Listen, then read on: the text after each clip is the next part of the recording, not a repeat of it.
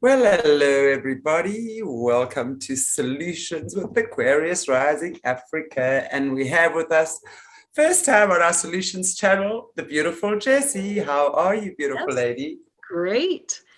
Doing well today. How about you? Good.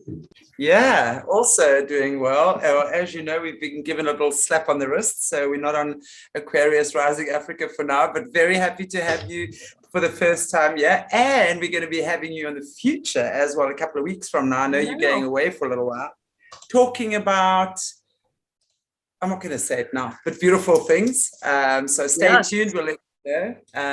Kiddies and healing the family and all of that sort of stuff. So very, very much looking forward to that.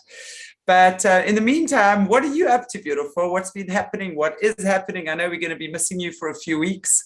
So absolutely, I have a lot going on. So I'd like to just encourage people. The first thing is I have my new book out, 5 Minutes of Grief with God. And I've been really touched. It seems like there's just been so many people going through grieving the past 2 years that it really was just needed to encourage people through that process. So whether you're grieving yourself or know somebody who is, I just encourage you to take some time, read that, and let the Lord just work in your heart through that.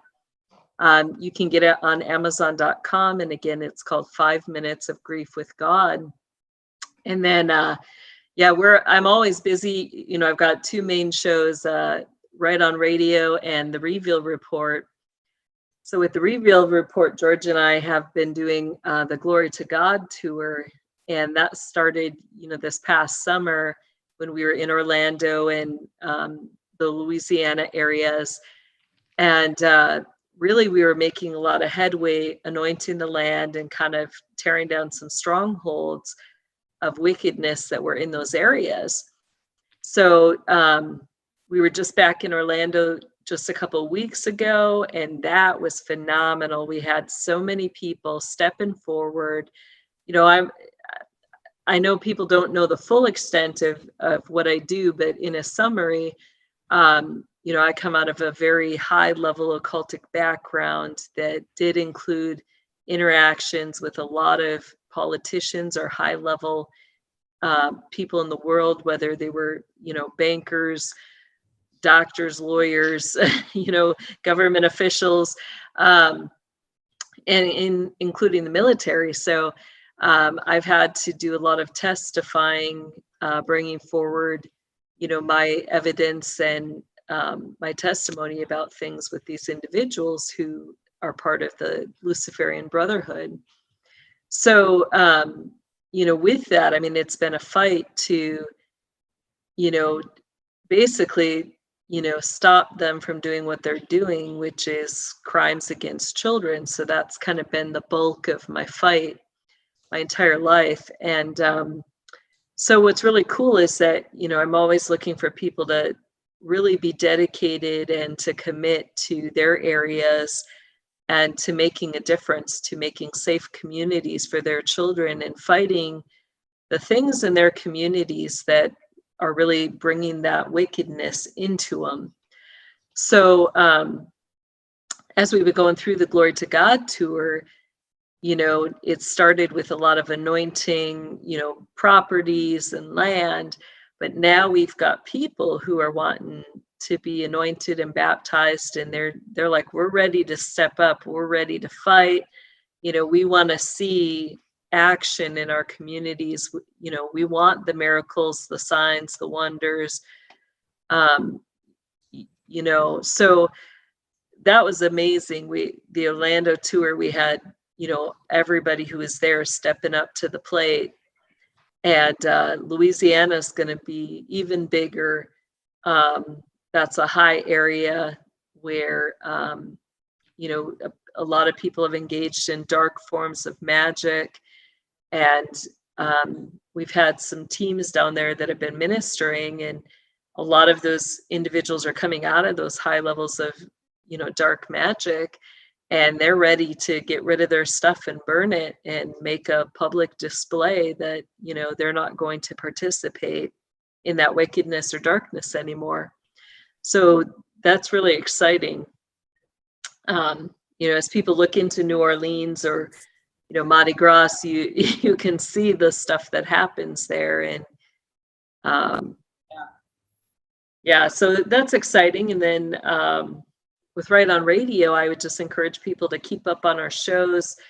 Jeff and I have kind of been working on a long-term series, which we're going to get into part of one of those series today. But you know, we've been really breaking down like how the system works, the type of different forms of magic they're using, and how it relates to the abuse or crimes that have been happening against children. So that's the important thing, is that, you know, I'm not just coming out talking, you know, about forms of witchcraft or targeting those who practice these things. You know, those that we're speaking out against are using these things, you know, in committing crimes against children. So that's what's important, to be aware of what's happening, how it's being used, and that knowledge then creates awareness, which, as you know, we go out in our communities or, you know, our schools or public areas, you know, when we see these things happening, we will know how to pray and how to, you know, take a stance against them so that we can prevent children from being harmed. Absolutely. And not a moment too soon either. Wow, I'm so looking forward to that. And I wish I was there. Someday. Yes, absolutely. Wow. Well, I wish you so much love and luck with all of the beautiful things you're doing right now. And I think it's very, I don't want to say worthy cause, that's not the right word, but I think what you guys are doing is amazing, and just going out there spreading. And I know from the last one you just came back from, just the response that you were getting from the people that had been there has been phenomenal. Mm-hmm. So I'm sure there are a lot of Southerners who are looking forward to that as well, because Louisiana is definitely a place I want to visit. Definitely. That is something I definitely want to visit. It's always been on my... It was so interesting. Yeah, like the last time we went, it was really kind of cool because with George's background, he was involved heavily with the paranormal. So he has like a lot of, I always forget what it's called, but it's like that electromagnetic detector. I'm somebody, I like fun little toys, you know. I don't use them myself, but if I can find a way to, you know, make things funner, I'm all for it. So anyway, we went, as we were going into the main market square, where there's this massive Catholic church in the area down there in Louisiana. And so we were going to go anoint that area. And literally, now it's crazy when you see it with your own eyes. But it's like you've got this big Catholic church. They have active priests who come out all dressed in their full priestly gear. Right in front of the stairs for the church, there's all these tables set up. So they've got like, you know, tarot card readers, psychics, you know, different people doing different forms of magic and witchcraft, voodoo, hoodoo, like they're drawing hoodoo circles, everything right in front of the church. And you're like, how can this be, right? So we were going to go anoint and stuff, and we're talking to some of those people. And as we do, like literally the priests come out and prance like right in front of us, and then they came out a side door and headed into the main door. Well, we're like, well, we'll be respectful, you know, we'll go in, and we wanted to see inside the church. And literally a security guard stopped us, pulled out a gate and locked the gate so we couldn't go in. Well, then we heard the priest singing, and I was like, oh my gosh, George, like they're singing, like they're doing something. They're trying to open this gate. And so as we go around to the back of the church, there's this Jesus statue, which in the system, they will use that statue as an energy neutralizer. So it's kind of like it'll be like an avenue point where they focus and they'll send energy through. And so it's like, you know, George pulls out his little electromagnetic thing, and, you know, we'd walked around the building, nothing's going off. All of a sudden he gets to that back area, it's off the chart. Like, it's like at a 8 to 10 on the scale.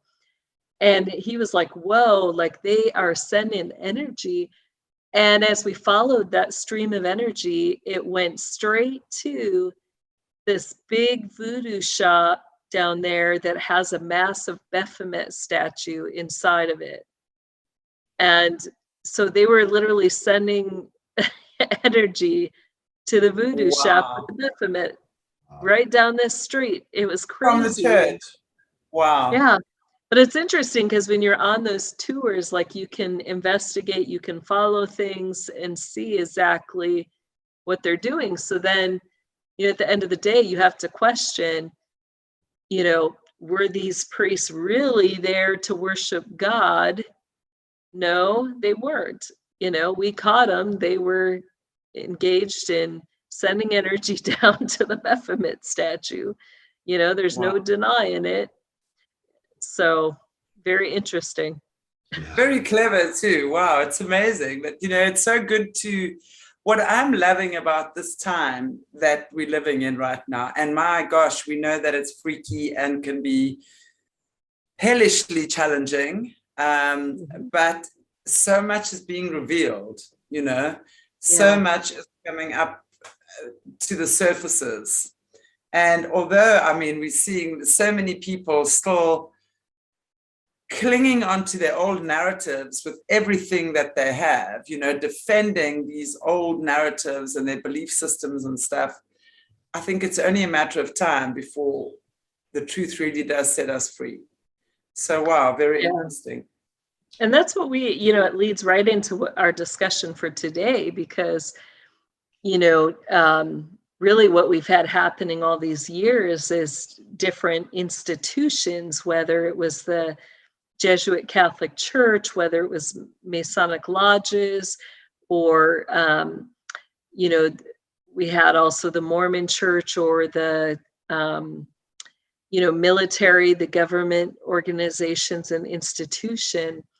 You know, what we're bringing out is the reality that these individuals who run, or who are at the very top of these institutions, have been committing crimes against children for the purposes of their black or dark magic that they've been engaged in. So it goes right into that, you know, that this is just one of the ways that they, you know, work that magic. And it really deals with their worship of idols or of fallen angels or beings. But it goes quite down a dark hole, I guess we'll just say. Well, I'll tell you one thing we've really understood, especially in our conversations with you over the past year and a bit, is that there are so many dark holes, and just so many of the other overcomers that we've been talking to. There are so many dark holes, and can't wait for them all just to be shining light out of them. And Jess, I know you've got such a huge task / responsibility when it comes to that. And I just want you to know we are praying for you. I know that you under some challenges at the moment as well regarding that, you and your family. So, and I want to just say to our viewers out there as well, keep this beautiful lady in your prayers. She's doing a really important stuff. You. And what we've heard in the past 2 years is just a little scratch on the top. That's for sure. You've been preparing the hordes, but hey, we're there with you. We're there with you. That's for sure. Walking alongside. We'll go down the deep dive, and I promise we will get out of the hole. Absolutely, we will. And thank you for taking that dive. And for those of us who are certainly following you, alongside you, we got your back, that's for sure. Anyway, so not too long ago, a couple of months ago, you did a very interesting show with Jeff from Right On Radio. And if I remember correctly, it was called Blood Diamonds or something. I'm not exactly sure the title, but you in that show, and I've been wanting to chat to you about it for a while. So I would like to just piggyback off that and maybe have you also just speak to our viewers who possibly haven't seen that. And maybe I've got my own questions around that as well. And I'm sure Mornay might have a few of his own as well. But the first thing you spoke about was the lace. Okay. Well, not the first thing, but one of the things you spoke about was the lace, you know, the intricacy, call it, of the lace that some of these ladies or women in the system kind of wear or display everywhere. Now, that to me was a first. I've never heard about that before, but which then brought to mind Kate Middleton. When she came out of the hospital after just having given birth to little, is it George, the first one? Yeah, George, wearing the same dress and lace as what they had in Rosemary's Baby. So a lot of people over the time have questioned whether that is actually symbolic of little George calling the AC. Okay, I don't know how much I can say anymore, but I would love to know your take on that, as well as little Charlotte and Louis, because there's now 3 babies in this royal family. I've also heard, and I don't know if you can have maybe any opinion on this, but that she actually never birthed any of these children herself physically. That you know, as we've been told that a lot of these elites, whatever, will have these fake pregnancies and not actually give birth to the children themselves, but either have them birthed in the system or have surrogates do it for them or something like that. So I would love to know, firstly, your take on that, and what is the significance of the lace? Yeah. Well, the lace, I brought out on that show, Blood Diamonds, how, you know, the system uses diamonds and in magic. So, you know, I'm trying to think how to even go back or how to start with all this, but, you know, if we look at like how they exploit children or people, you know, it's all about money in the system, but the money and the currency is not just financial money. So, you know, when they've got somebody in the system, let's just say a child that they want to, you know, they consider expendable, which means that that child is only really money for them, you know. And so how do they use that child for money? First, they will sexually exploit that child. Then when that child's no longer good for that, they will offer more money for that child to be consumed or to be ritually killed. Then that person can pay more money to you know, have that child turned into a diamond, which they can keep as a trophy diamond, or they can keep or sell on the market at a high price based on the quality of that diamond, which I'll get back to the quality because that's important with the lace discussion. And then after that, you know, they'll use the remains and stuff of those ashes and sell those to the food companies. They'll curse them, put hexes, all sorts of stuff on them. And then the public is paying, you know, then we'll just say for that child as well. So, you know, there's at least 5 or 6 different ways off of each child that they get an income.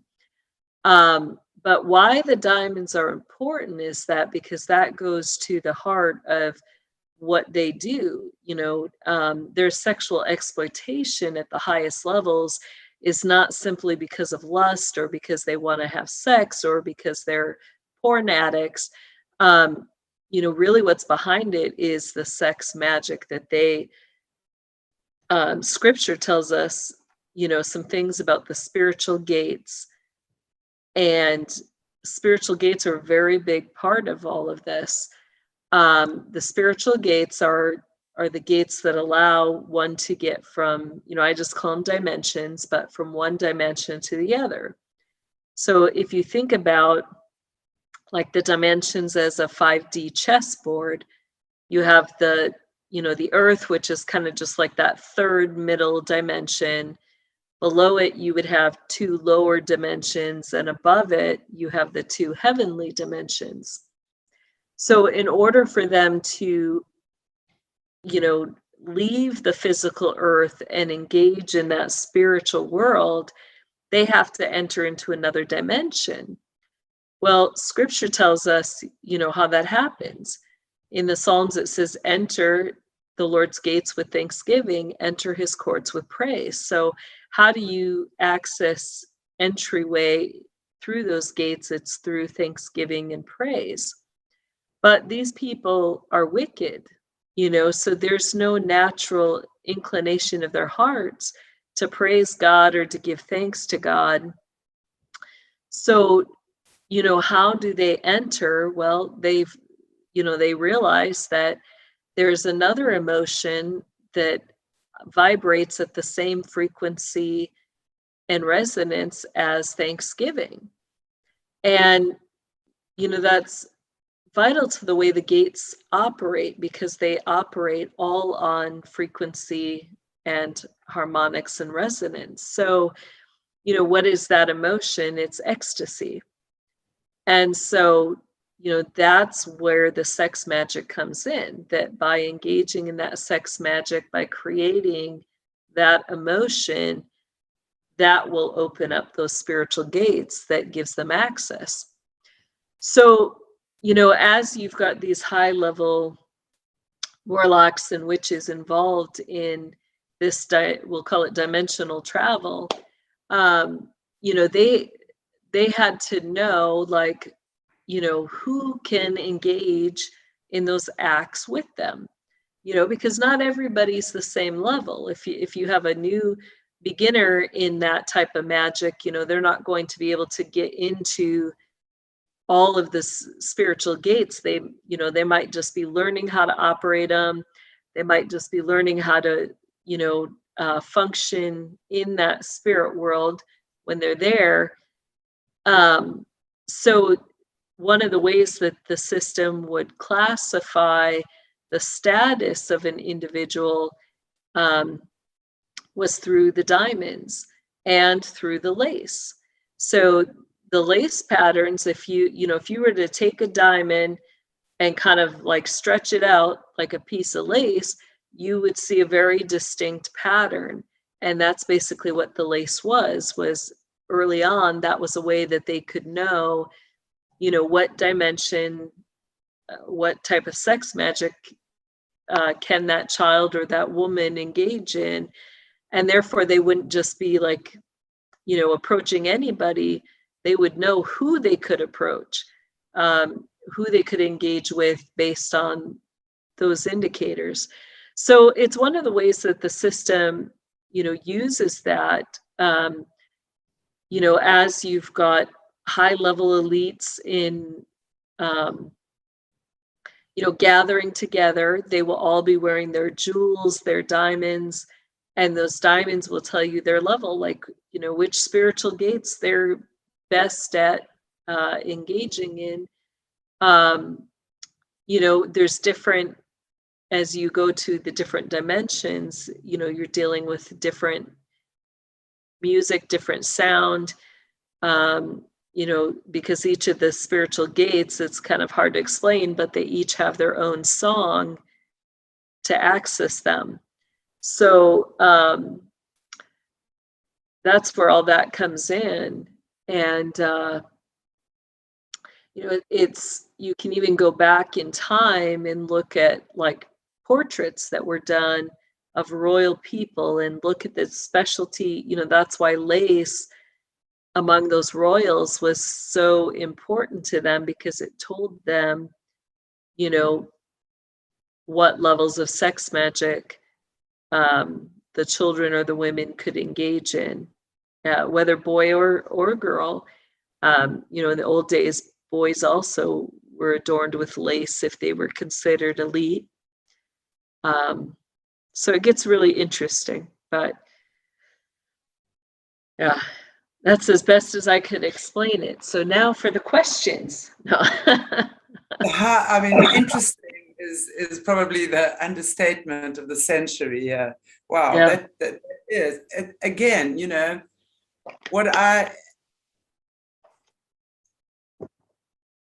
after talking to you nearly every week for about a year and a half now, I'm never short of being amazed at the levels of depravity. This is really depravity, you know, when we're looking at the diamonds and things. I mean, our kids are literally being incinerated, and they are created and they are made then into diamonds. You know, there's a movie called Blood Diamonds, which was made a couple of years ago. Yeah. Leo DiCaprio was the main actor, and called Blood Diamonds, but really based on what was going on in the Congo, because obviously in Africa, the Congo is probably the most minerally wealthful country on the continent when it comes to diamonds and a whole lot of other things as well. But that has also a lot to do with child slavery,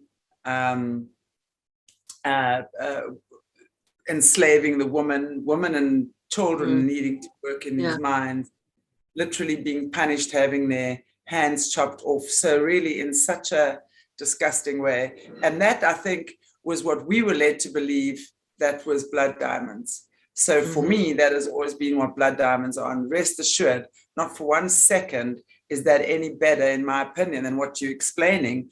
But this is just, from what I'm seeing and hearing, and what the conclusion I'm drawing is that that movie is actually a cover up for.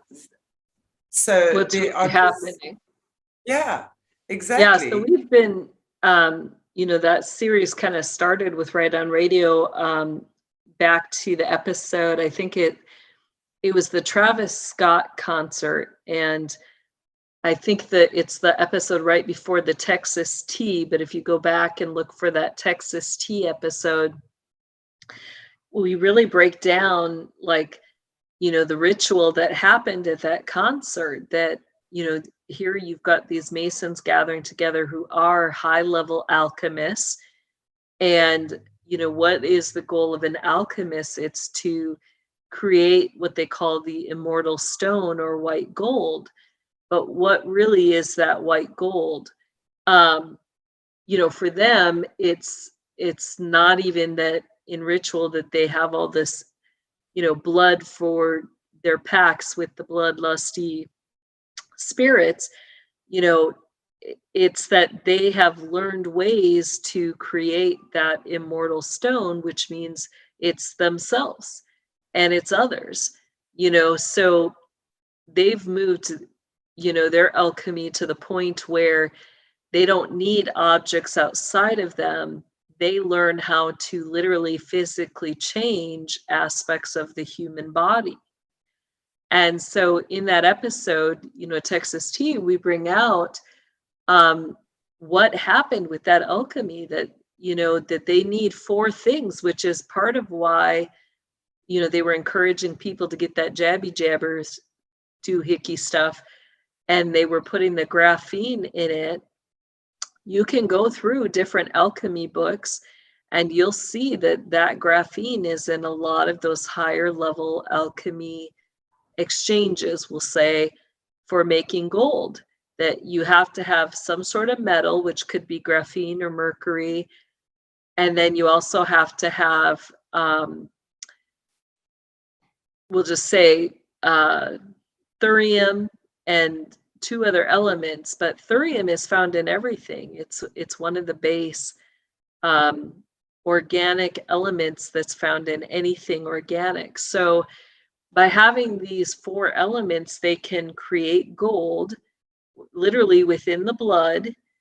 And what happens when they do that is that oxygen is released in that exchange.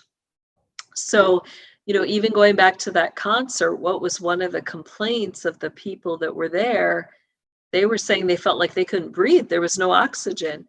Why was it? It was because there was this magic alchemy being performed on their physical bodies, and their body was releasing that oxygen as their blood was being transferred into something else.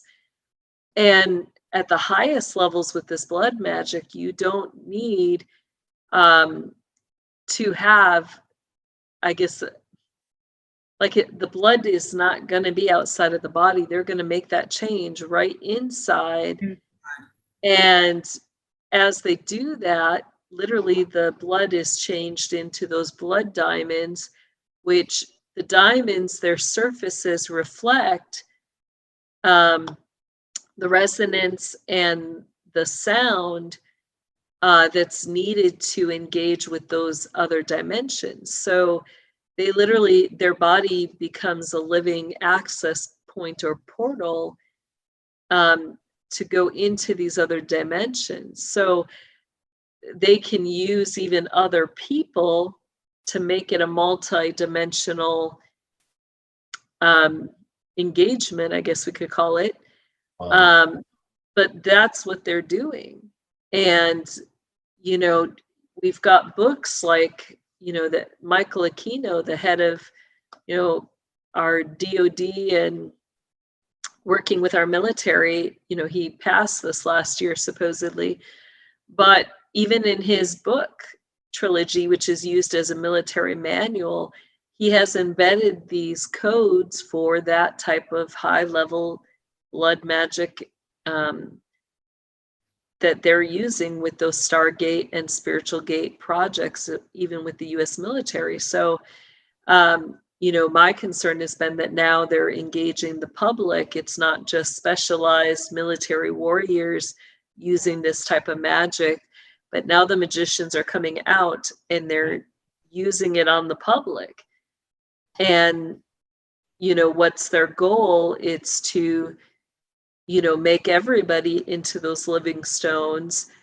And what happens when you're a living stone is that as the oxygen is released from your body, we're over 75% water. So as that oxygen is released, we're left with hydrogen, which we know that hydrogen is one of the #1 energy sources in the world. So basically, they're making each living body into an endless energy supply with, you know, their spirit. So that's kind of where things are headed with that, which is of great concern.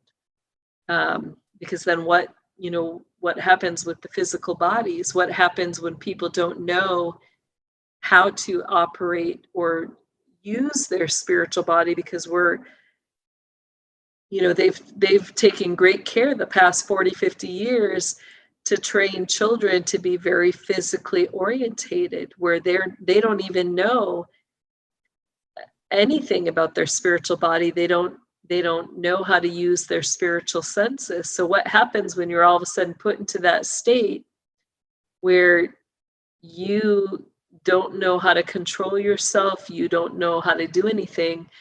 You know, you're not going to know how to combat that, and they'll be taking spirits or souls captive as, you know, to be energy for them. So, you know, my goal is to help prevent or stop that from occurring as we progress into, I guess, this next season in life, I'll say. But so would it be accurate to say that they are using these bodies, that they've used their high-level magic at, let's say, the Travis Scott concert as portals? Can we say that these bodies, now would it be everyone that was there? Because from what we're understanding, everyone there, they were having these jabby, jibby, jibbity dooey stations all over the place. So it's pretty much, and I think it was for free, if I remember correctly. So these people were going in there, having this zap, zap, zap, going in for free, right, not able to breathe. So already that their high-level alchemy was obviously taking place in a lot of people's bodies on that night. So they go home now. These people go home, the ones that were lucky enough to be alive. So they're going home now, and they've still got this concoction, if you will, within their veins. Do they continue to be a portal for these entities, energies, or how does that work now? Yeah, they do continue to be a portal unless they pray and rebuke those access points. You know, that's the good news, is that the enemy, you know, he gets people on a double bind, which he's always done. He gains access through will and consent. So the fact that they showed up for the concert, the fact that they got the jab, that's considered will and consent for whatever follows. He doesn't give the fine details saying, you know, if you show up for this concert today and, you know, you get this jabby jabber, you know, next you're going to be used in this ritual and your blood's going to be turned to gold, and you know, you're going to be an access point for demonic spirits and high level witches and warlocks to get into and out of different spiritual dimensions. They don't clarify that for people, but it's implied that if you show up, you've now just willingly consented. But the good news in that is that you can remove that will and consent anytime. And scripture tells us that all we have to do is confess our sins and ask the Lord to close those doors. So, you know, I simply will pray and say, okay, Lord, if there's anything in my life that displeases you, show me. And when he shows me, I will confess it and say, Lord, you know, forgive me. And I'm asking you to remove all access points that I gave to the spirits or through, you know, that sin or what was displeasing to you. And so immediately that access is taken away. Now, what's interesting is that sometimes these spirits will fight you to keep that access point open, but you just have to be firm and say, no, you know, I'm refusing access point. You do not have my permission to use my body. You do not have my permission to use anything about me, whether physical, spiritual. You know, I am my own sovereign being, and you do not have permission to use me in any way. So that's the good news with that, is that it's easy there's an easy solution to fix the problem. So let's say there's a whole lot of people that are unaware of this knowledge, that had this happen to them that night. Now they're going home and relieved to be alive, type of thing. What would you say would be signs that they are being used as a portal for these dodgy ones? Would it be, say, increased demonic attacks? Maybe they've never had this sort of thing before. Would it be illness? Usually it would be, usually it would either come like at night, where they may be being attacked at sleep in their dreams, or during the day, like if all of a sudden they're losing time and they black out. You know, it could even just be that they don't know they've blacked out. They just realize all of a sudden they're missing amounts of time. That could mean that these magicians or spirits are using your body without you being aware. And, you know, they'll do spells that will, like we just always called it blackout, you know, where you lose time and you're like, what was I just doing that past hour? I have no memory of that past hour. So if you're experiencing some of those things, there's a good chance that you are being, you know, utilized without your knowledge of it. Where could people, let's say people didn't go to that concert, but they might have had this kind of stuff happen, or be a target, have been targeted for this kind of stuff in other places. Where would these other similar type places be that people could have been targeted? I'm just trying to put it out there for our audience that if these kind of things yeah, are it happening, happens anywhere. You know, it can happen while you're sitting in a class at a university. It could happen at your job in the medical center. You know, there's high-level witches and warlocks everywhere. You know, I've had situations where they like to put high-level witches on the units, like in the ICUs or the units where they've got a lot of morbidity rate.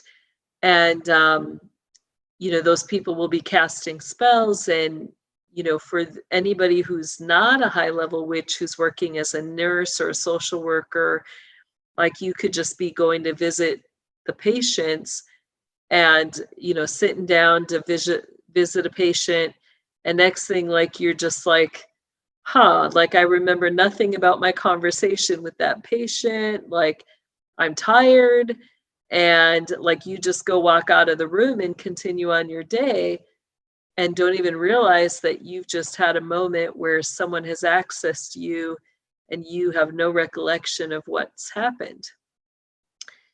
So they can, you know, say, you know, schools for children, that's a common one too. Or so, you know, you should be able to remember your days. You should be able to give account for what you've done with your time throughout a day. And if you can't, you know, then you need to question and maybe say, maybe I need to pray and, you know, just be safe. Safer than sorry, you know. This brings me to another question around that, because I've often asked the question or posed the question regarding this Jabbity doodah day. I mean, we understand it's a kind of a depopulation agenda at the end of the day. So for me, they could take us out in any way that they wished, because they really do have the power and the technology to actually do that. But yeah, they're doing it through this, and they're doing it through the blood. Because again, I mean, it brings me to my recent interviews with our local beautiful doctor here, Dr. Zandre, who has shown us slides of the blood before this and after. Yeah. And it is horrendous what happens within the blood. So do you think that this could be, other than the particles of whatever that is connected to the 5G, et cetera, on a physical level, but I'm talking on a more spiritual level now as well, exactly what we're talking about here. Do you think that this is another way that they are starting to use human bodies as these portals through giving that? Is this another way that they are doing it spiritually as well? I'm not even talking physically now. Yeah, I do. I think it's, you know, creating a larger access point, doorway, you know, instead of, let me maybe think of a better way to put this. You know, as they're trying to open these doors and gateways, you know, there's a difference if you just have it spread out where, you know, let's say you've got one individual in Minnesota, you've got another in Arkansas, you know, there's a huge space. But if they want to open one consecutive doorway, then they need all the access points to be able to open at one time. So what we see happening is that they're creating or making the means to create multiple access points so they can access everybody at one time, no longer just sporadic individuals here or there. Sure. So that's the one world effort, is, you know, to create the one world mind, one world body, the collective consciousness. You know, that has to begin physically in order for it also to be effective spiritually. Is that why you would often hear, I'm hearing a lot of people say that when people have had this thing, it's like their personalities change. It's like they're not the same anymore.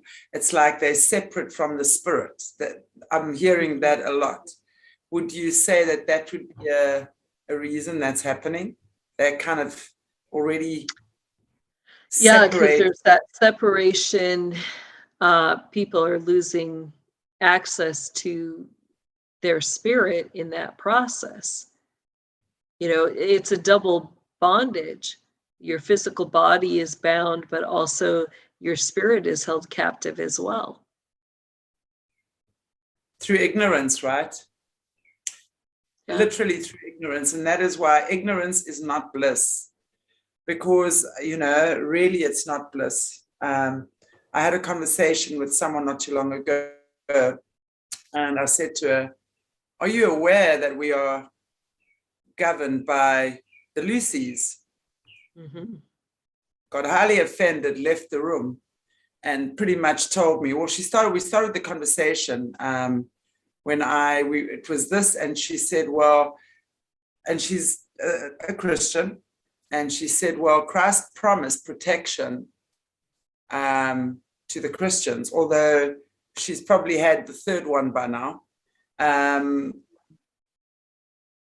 she said, those of us who believe in Christ know that. So, my question was, well, are you saying that you don't think I believe in Christ? Because I really do. My point being that ignorance is not bliss. So when I actually I posed the question, I said, are you aware that this whole entire planet right now is actually currently being governed by the LACEYs? Mm-hmm. Very offended, got out and walked out the room. So it makes me wonder, and it makes me think about exactly what you're saying, and it's almost like a naive ignorance. Yeah. And I don't want to, these are good people, right? These are really good people. And, I don't want to say too much because I don't want to offend anyone, but it's not just one person. There's a lot of people that are walking around with that understanding that they are protected by Jesus, Christ, whatever, and that's why they've taken us. My point to people is, my question to a lot of people is, let's think about Jesus. And let's say Jesus was walking around amongst us now. Do we really think he'd be walking around all muzzled up and taking this? I don't think so. Jesus was the ultimate. He'd be asking our faith, where is our faith? Do we believe God is all powerful?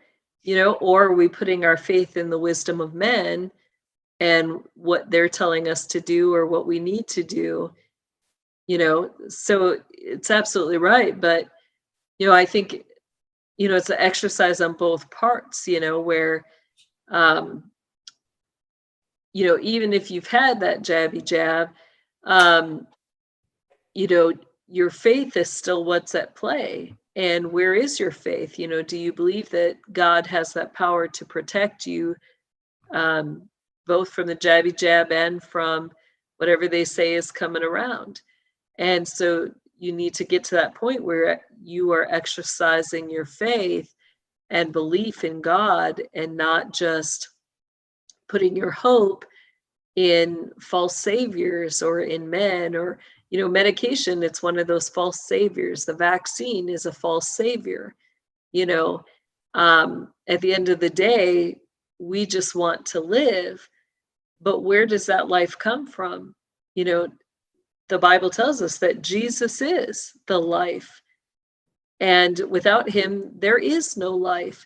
And so this is where the enemy gets, again, a right. He steals one of our sovereign rights. We have full access to life in Christ. God's word tells us that we are created in his image. And what happens is that, that when we lose that faith, when we start to turn towards other things, then it puts that separation between us and God. So, you know, when you have that separation happening in the physical and the spirit between you and God, if that's not restored and put back into a right relationship, then you've got both your physical body and your spiritual body held captive by the enemy. And, you know what, it doesn't matter if you're a Christian or not. If there's something between you or God, the enemy's got an access point now, and your spirit's being held captive. You're not walking or living in the life or the authority that God has given to you. And so that's what we need to be mindful of, is not allowing the enemy to steal our kingdom rights and authorities that have been given to us by the Lord. That fully answers my question around that topic, which I've had a question mark over for quite some time. So thank you for answering that. Then I know we're heading on, time is marching on, but I would just like to go back to the beginning question around the Kate and the little kidlings, her little princess, little princes and one princess, and her lacy bits that she had on. Rosemary's lace. I do not believe that. I'll just say there was a purpose to the lace and the red. You know, that besides being the same dress that they played in the movie Rosemary's Baby, the point behind that whole movie was that, you know, this woman had been set apart for Lucifer, and that she was to carry the seed for Lucifer. So a lot of times in the system, they will use those colors, the red and the lace, to signify that they have been set apart, you know, whether it's as a bride or whether it's in marriage. You know, they can have dual marriages, but it just means that they're set apart for serving Lucifer. So I don't believe that little George is the Antichrist. You know, but do I believe that he's part of the Luciferian Brotherhood and has been born into that family bloodline that he's in? I do, absolutely. And as I've watched, you know, some of the different things publicly that him and his siblings, Charlotte and Louis, have gone through, I see evidences of the same things that I experienced as a kid. You know, one of the things was for Christmas, they had him doing the bread pudding. And you can see this video where, you know, he has to stir the bread pudding, and they keep adding ingredients and flour, and it gets thicker and thicker and thicker, and gets to the point where he can't stir it anymore. So at that point, his father encourages him just to stab it, right, with the spoon.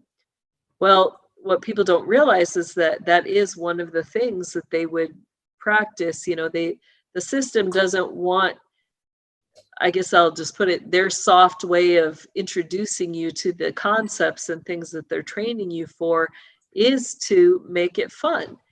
You know, so you, in that process, you don't realize that, you know, that you're learning how to stab, or you're building up that strength or stamina to stab something. You just think it's a fun game with the cookie dough or the bread pudding, you know. I experienced that with cookie dough when I was a kid. So,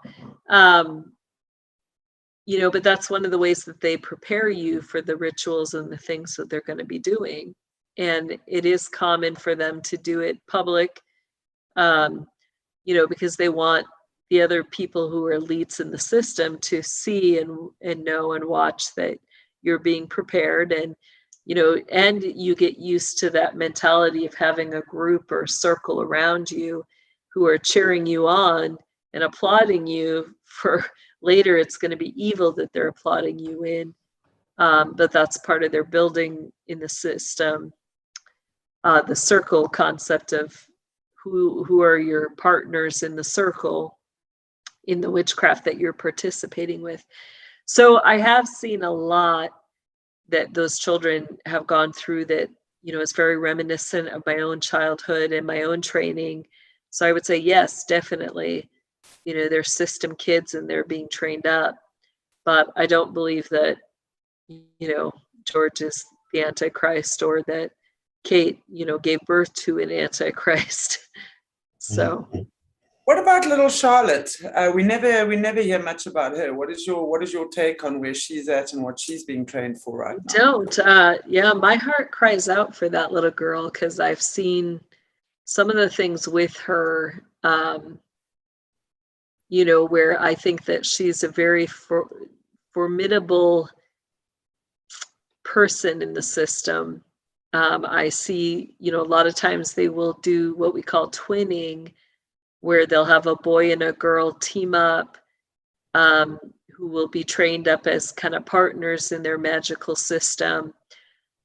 And so I see that a lot of the characteristics that are needed between, like, they call it the equilibrium, that, one will be good, one will be evil, one will be male, one will be female, one will specialize in fire magic, the other water magic. So they're always looking for that equilibrium in the system, and they can get that through, siblings who are born close together, or sometimes cousins. They'll look for those matches with the children when they're pairing them, and I do believe that she is one of the children they've matched up with George for the magic that they're doing. And the little one, Louis? Louis, I don't know. I haven't seen a whole lot on him. He looks like a little cutie patootie, so he's probably the humorous one in the bunch and the rebel rouser,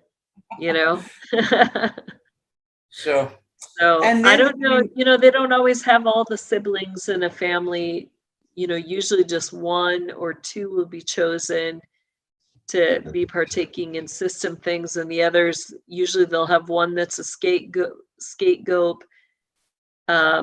They'll have one that will be abused horrifically. So it's interesting because, I think that Louis kind of has that last role in there where he is either the scapegoat or the one that, kind of takes the punches, so the other two, don't get in trouble for what they're doing. But let's hope not. My word. So then the last question I have actually it's twofold. What is Kate's role? How does she get to be in this role of being the mother of these children and the wife of the future king? Where does she fit into the system? And secondly, did she actually give birth to those children? Do you know whether she actually physically gave birth to them herself, or because there's been speculation around that from what I've been seeing?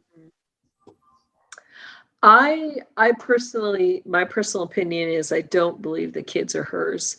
But, I could be wrong in that.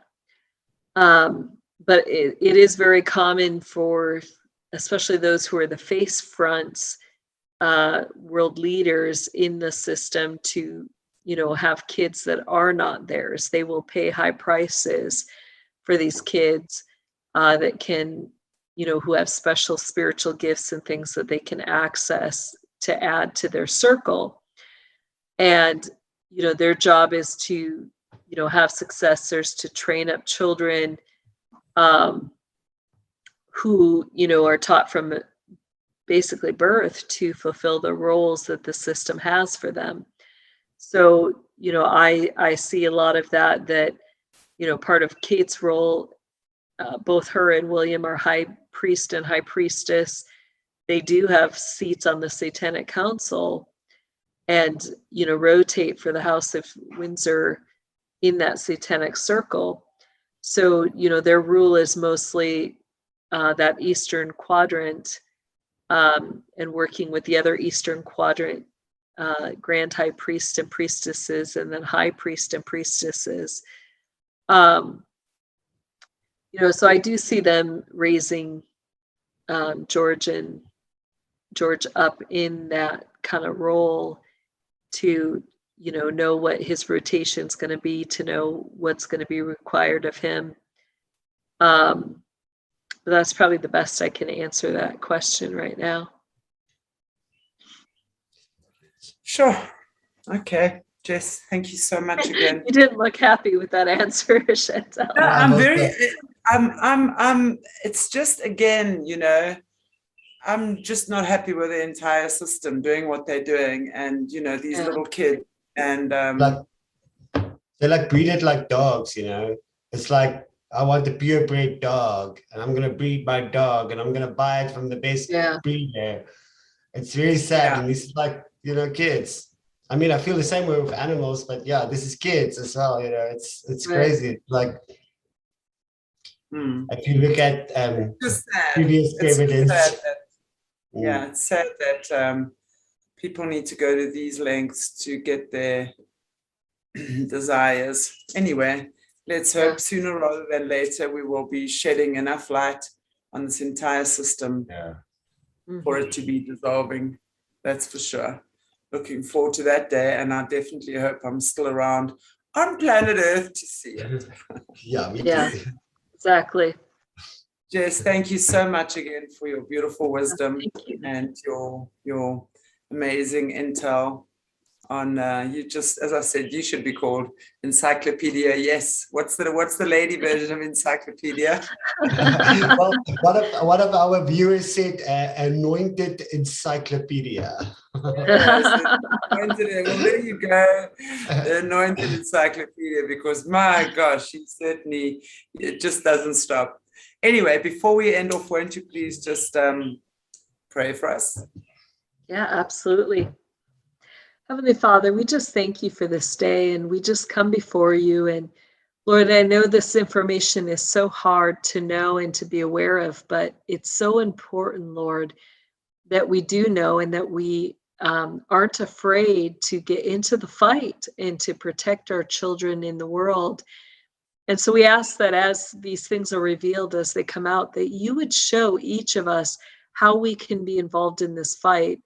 And Lord, you know that our fight is greater than just taking out the physical bad guys, Lord, that there are principalities, there are powers, there are rulers and authorities in the heavenly places that are behind some of these things. And so we must be willing to enter that physical and that spiritual battle to rescue all children, Lord.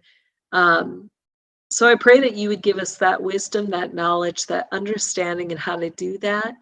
We ask that once again, that you would bring out these kids with a mighty hand, that each one that is born into these type of families against their will, Lord, that you would remove their chains of captivity, that you would remove the bonds and the yoke of oppression that keep them in that captivity. And we ask that you would set them free. We ask that you would bring them out with a mighty hand and with songs of joy. And we trust, Lord, that you are in that business of deliverance and redemption. So we ask that we may just humbly be a part of your plan to execute that. And we just pray this in your powerful name, Lord. Amen. Well, thank you, dear friends. It's been wonderful to have you. And I know we're not going to be seeing you for the next couple of weeks because you are gallivanting again. You're abandoning us. Gallivanting. Yes, George and I shall be gallivanting, which is great. George. Yeah. But you can still watch, I will have a few things up on Right On Radio. Definitely, I would encourage people to check out mylibertystand.com. I'll still be doing some temporary work with that while I'm out and about. But if you can make it, ticket sales should go out today or tomorrow. So I just encourage anybody who's near Louisiana. We'll be doing 5 different shows. So we'll be in New Orleans through the 17th, and then the 18th and the 19th we'll be in Shreveport. So that's not far from that Texas or Dallas area. So if you're close to that, I just encourage you to come on over. It'll be a grand time. Well, I've got to learn how to teleport. I've got to tell you very quickly. I'll just open a portal for you, Chantelle. That was on a spiritual date. Please open up a spiritual you were date. going to offer, Jessie. Seriously, I was like, yeah, that would cause a global disaster. I think, I'd probably get in trouble if I did something like that. They'd shut us down real quick. Yeah, can you imagine having to explain how I suddenly appeared next to you? I did not fly. I refused to get this. Hello. That'll be fun. I look forward to that day. It's going to be fun, right? It's going to be lots of fun with I love mischiefs. I'm going to be one of the first that you do that for, Jess. Okay. Lovely. Okay, guys and girls, thank you so much for watching us. And again, Jessie will be back with us on the 23rd.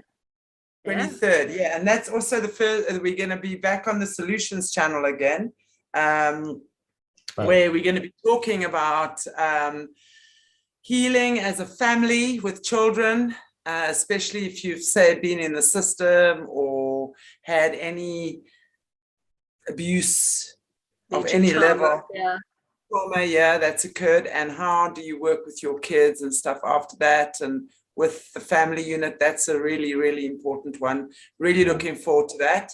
So also we on the Soulutions today, because as I've said before, we got a little smack on the wrist, so we're down for another week or so.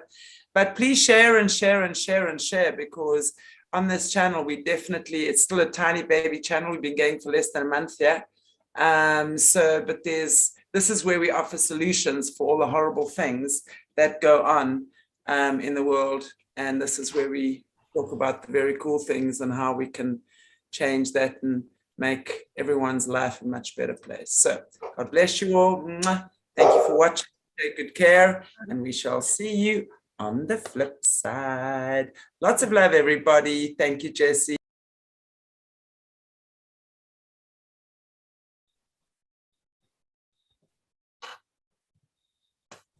Well, good morning, everybody. Good evening, good afternoon, wherever you are in the world.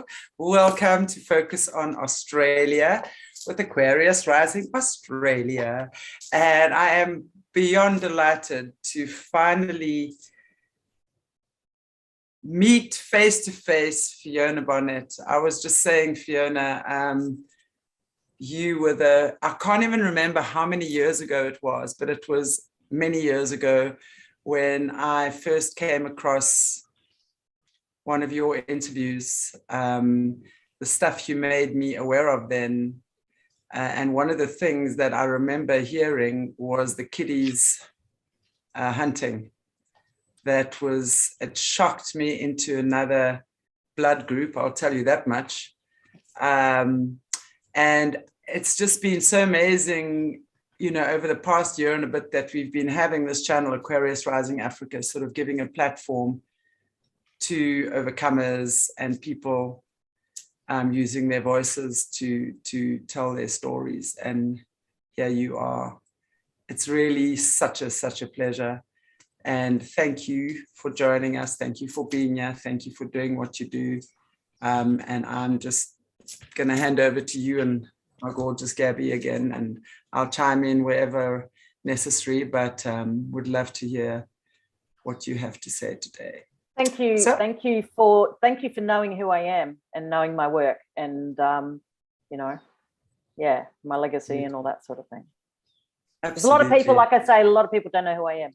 And I was just saying that, people would send me stuff because I've been offline for 2 years and a lot's happened in 2 years. And then people send me stuff, go, have you heard this? And I go, yeah, I wrote that 7 years ago.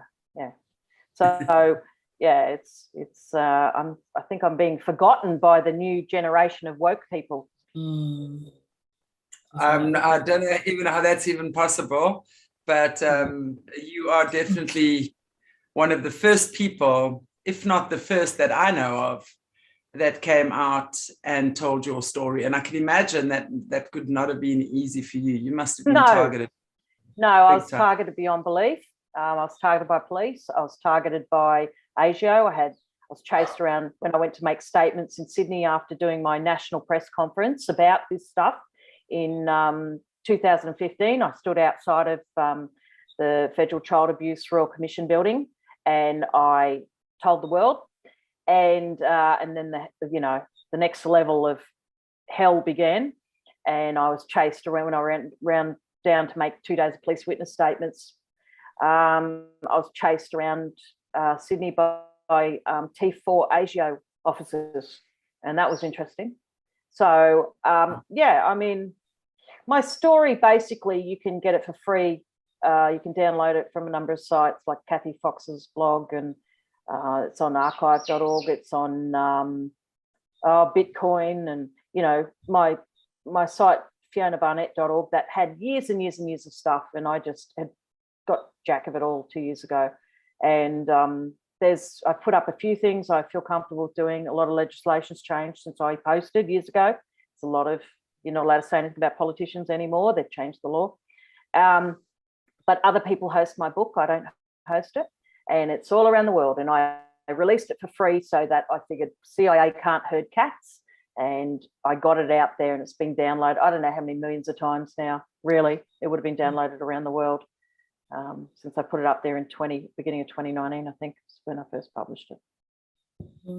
It's such an incredible book, your eyes wide open, just revealing like the international structure. And it was ahead of its time. Like, I think people are just catching up now. So if you haven't read it, please download it. It just really explains the depth of this depravity and how it's the just connections between everything. And you need the 2020 lockdown edition, because there's a third more book for the dollar you don't pay. It really better explains things, and I put a lot more information there about the MK Ultra perpetrators. You had Wendy Louise Walker at the University of Sydney. I tie things up a bit, tie things in together. You got Jerry Boykin, the head of Delta, the Delta commander that I was under. Because what people don't understand, back then, like, I released things to the public, I thought, well, what can I get away with now? I couldn't go bang and, hey, Australia had a child soldier program, 8-9 years ago. I just started with a little bit, just ritual abuse, and I attacked the Wood Royal Commission, and I'm the first one to bring that up again, and the contents of the Wood Royal Commission that John Howard sealed for 99 years, and I set about to expose what happened with Derek Boy's home, and I'm the reason Derek Boy's home even got investigated by the cops. I pushed that, went around collecting witness statements, and I sent them off to the police and the special police group that was connected to the Royal Commission, and led to, I opened the way for boys to be able to get compensation for that. I exposed, I was running around exposing evidence, exposing a big New South Wales Education Department child trafficking ring. I was doing that in 2004.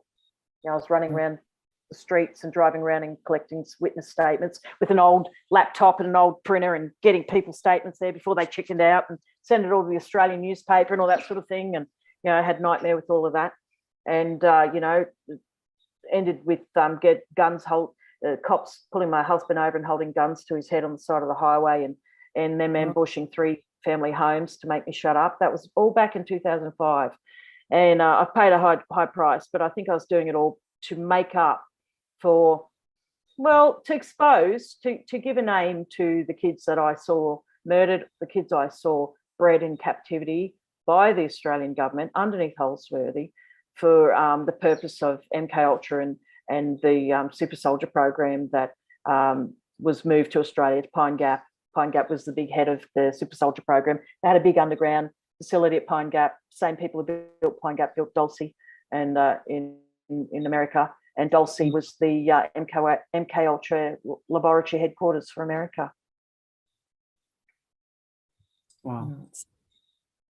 There's a lot. I couldn't believe that, so much of this has happened in Australia as well. And it was the headquarters. Yeah. The headquarters. So the CIA brought MK Ultra to Australia in 1960 when the head CIA psychiatrist, Martin Orne, came out and did a 2.5-month sabbatical at the University of Sydney. That's where it all began. And you had the Madsen building at the University of Sydney. That was where the CSIRO had its headquarters. And you had Eric Traub, the head of Nazi bioweapons, was brought out under Operation Matchbox. And you had Leonis Petrauskas, whose father was like second in charge of the Soviet Union. And Leonis was a Nazi doctor from Lithuania. He came out. He was mates with Anthony Kidman.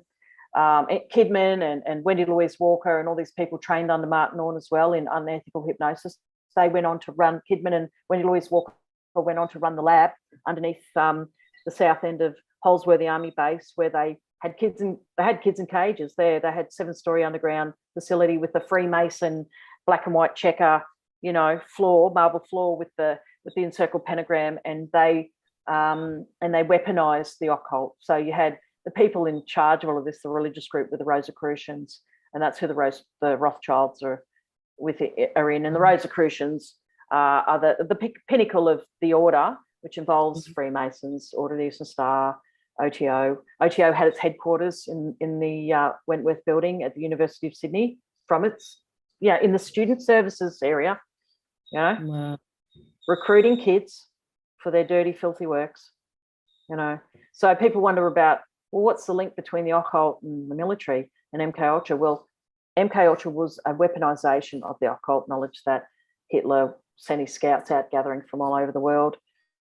And they weaponized psychic ability, and they selected kids who had the greatest potential at all what they were looking after, kids who were best subjects for hypnosis and best subjects for practical mental influence, and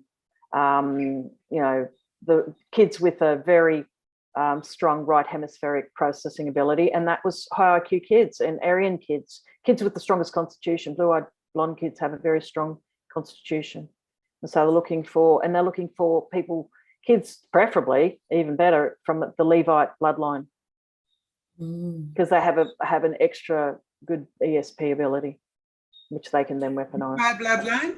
Can you explain that to me? The Levi bloodline? Oh, it's just one of the Jewish bloodlines.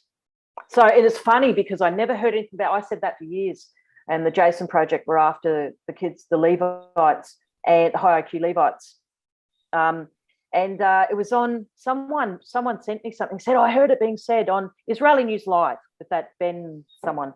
And he was talking about, he knew guys in the Israeli army, and this one guy from the Levites who was high IQ, they tried to recruit him into the Super Soldier Project. And I'm there going, I'm the first person who said that 30 years ago that I know of in my world, So yeah, there are criteria for the Super Soldier program, and they were stealing everyone's genetic material. So the relevance of high IQ kids is high IQ kids, when they perform a cognitive task, both hemispheres light up. Average IQ kids, only the left hemisphere lights up. So right hemisphere is the seat of interdimensional processing ability and astral projection, all that sort of thing, which is what the Hermetic, what the Kabbalistic tree of life is based on. Okay, so the MK Ultra programming structure that Josef Mengele devised and extracted from the people in Auschwitz and there's the death camps, that came straight from Babylon, and that knowledge. And the Kabbalistic tree of life is the foundation of all the orders, right? All the Hermetic Order of the Golden Dawn, Rosicrucian Order, the Freemasons and all that. They all have the same sort of themes, worship the same gods, and they stem from ancient Egypt, Babylon, and whatever. And the practices from those ancient mystery religions is what was weaponized, collected and weaponized by the Nazis and by Mengele. And Mengele never died. He came to Australia, and he worked in Australia he had a lab underneath the US Embassy that down in Canberra, and he had a lab on Milton Island in the Hawkesbury River that was owned by the Army. It used to be owned by the Army. There's a rec camp there since I talked about it, but and he mainly worked in those facilities. And it was there under Holsworthy every now and then, but mainly there's others. And of course overseas in America. Wow. Oh, quite crazy.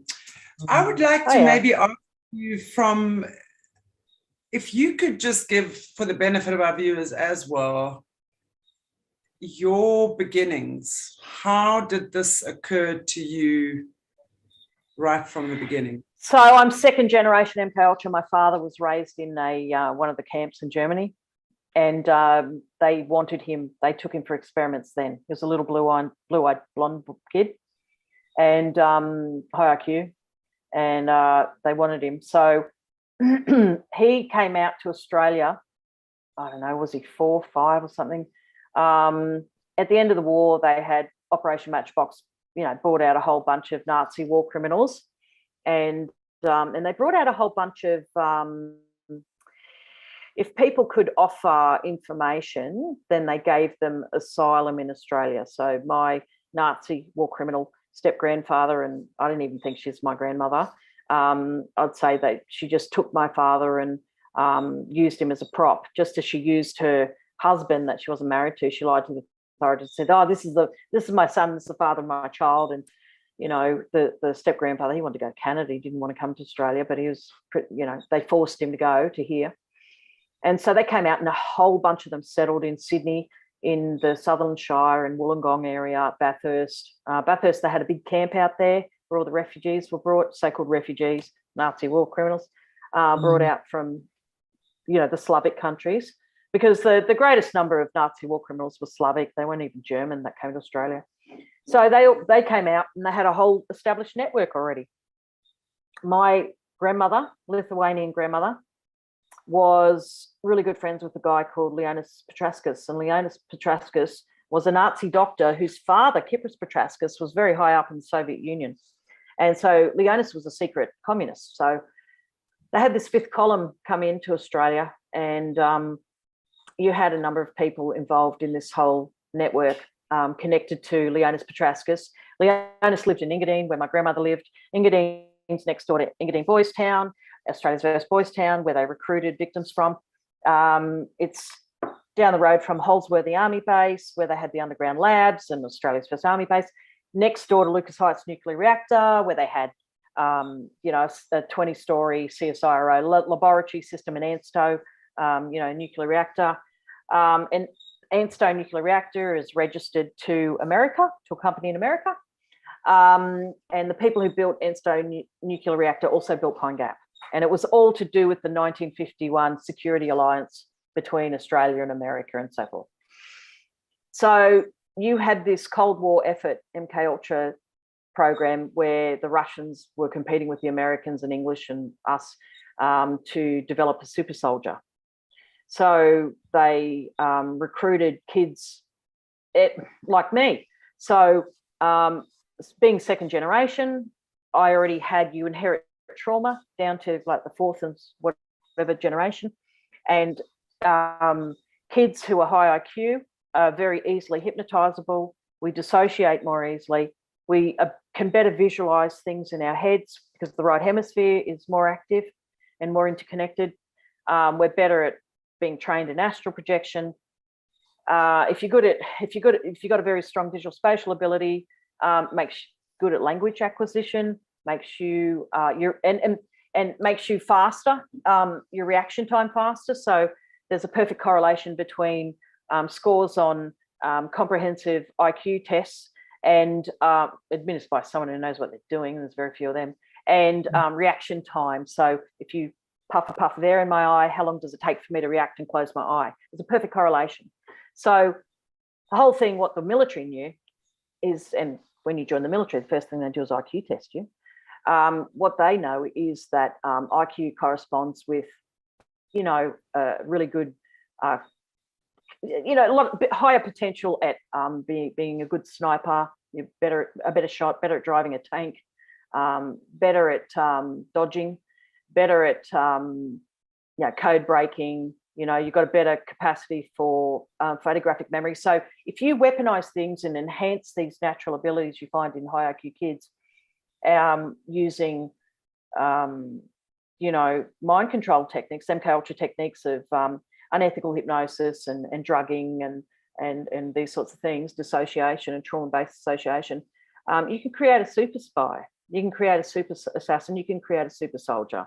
And the best assassins are females before the age of 23. They make the best assassins. And the best, they are more intuitive. Their hemispheres work together better than men. Who's going to suspect the cute little kid in pigtails walking into a hotel in Havana that kid's got a gun on their hip and going to take some bastard out upstairs? You know, 8-year-old can move around a hotel in Havana more so than an adult. No one's going to suspect an 8-year-old. Yeah. So you can train a kid to kill. Child soldiers in third world countries. Look at them. And we all go, oh, we're white, we're civilized. We don't have, yes, we did. We had better child soldiers over here. So, and 14 is the optimal age for a female child soldier because you can reach the pedals. Kids, high IQ kids with a very strong right hemispheric ability make better pilots. And so they've got like symbiotic technology where you merge with the controls of a plane with your helmet. And female 14-year-old girls make better pilots. You know, you got those girls from, I think, Utah I used to be in contact with. They wrote about being involved in MK Ultra, and the two sisters were pilots, and they talk all about that in their book. I think it came out a couple of years ago, 2019 or something like that. You know, lots come out since I went public, so it's good. But this is what they were after. This was the end, super soldier project. And then CERN Hadron Collider. So I was called Project Alice, right? And then CERN Hadron Collider, the main project that took over from using kids for this, your collider, the main project there is called Alice. So I do a bit of research into CERN, and it's run by a D-Wave quantum computer that makes computations interdimensionally, according to Gordy Rose, who was the CEO of D-Wave. And you can see him in TED Talks talking about it.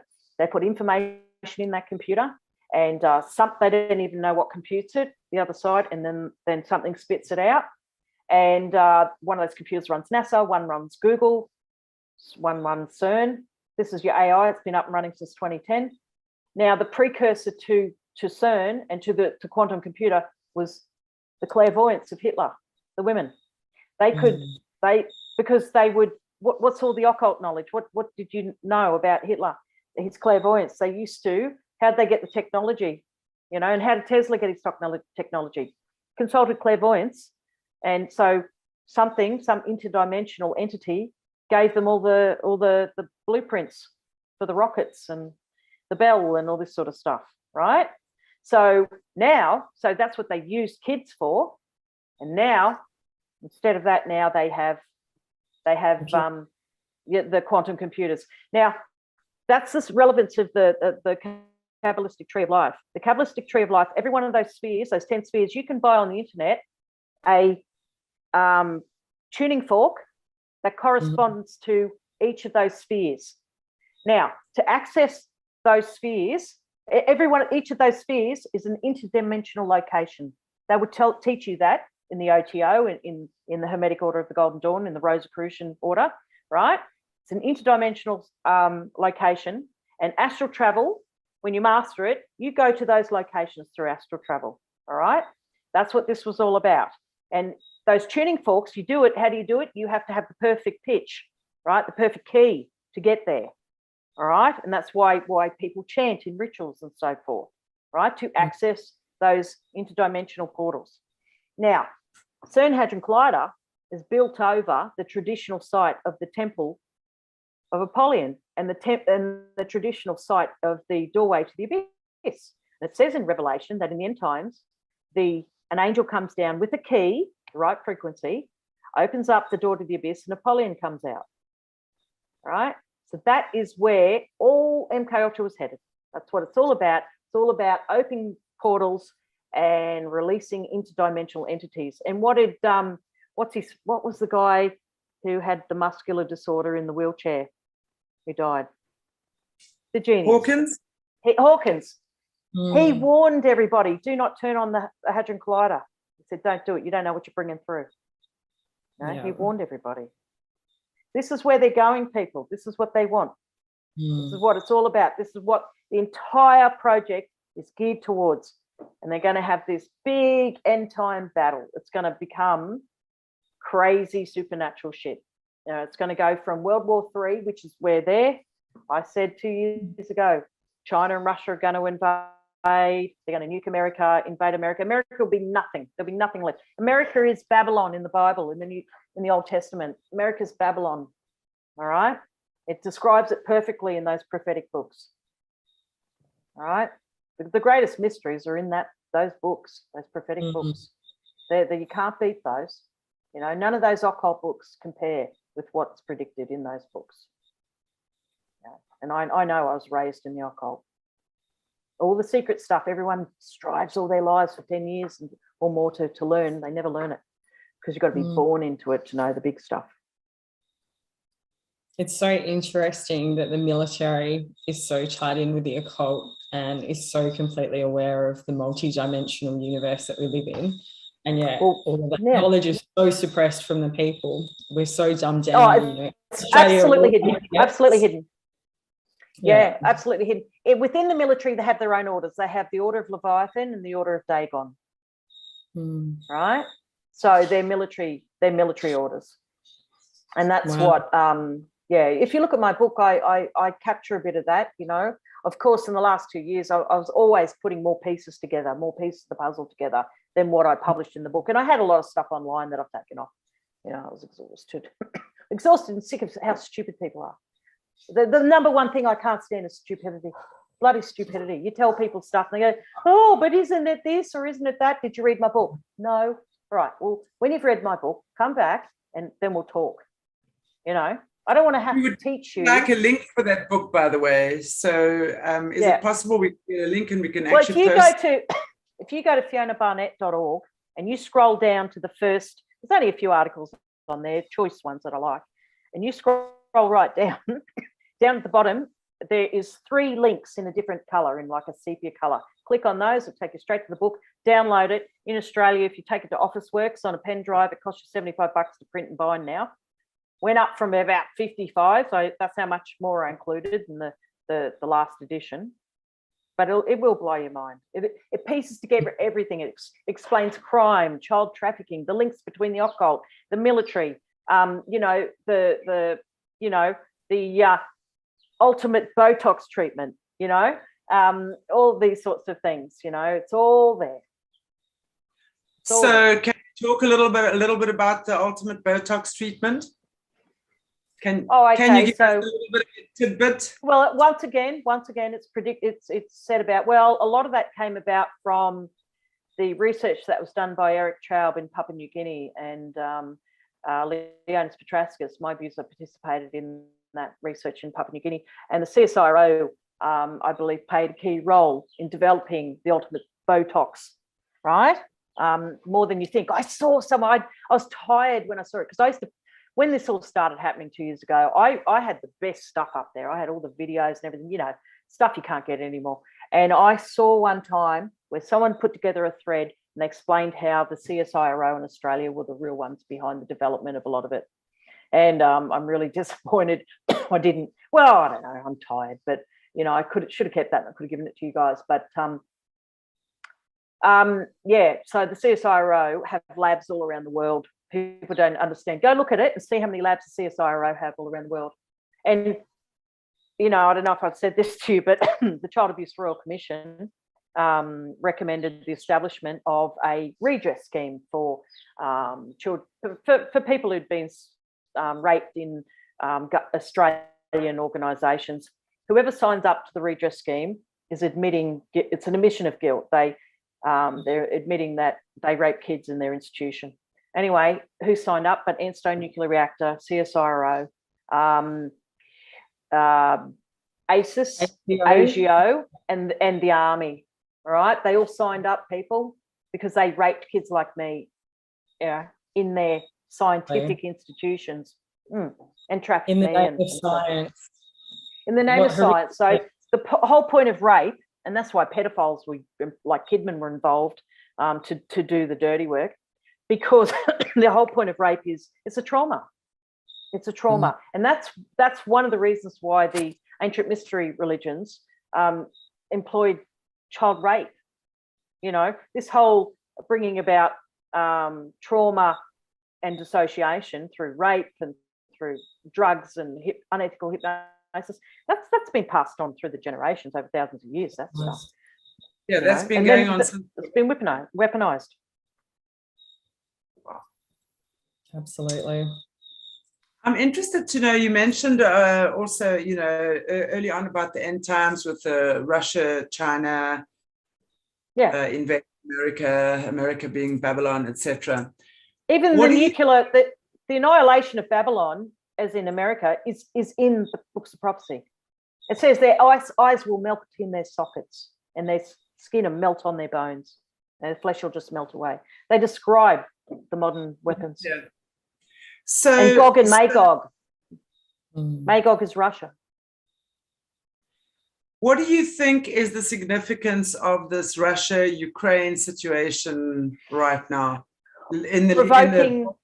Provoking Russia to retaliate, and there will be World War III. There will be the absolute annihilation of America, because you have to have order out of chaos.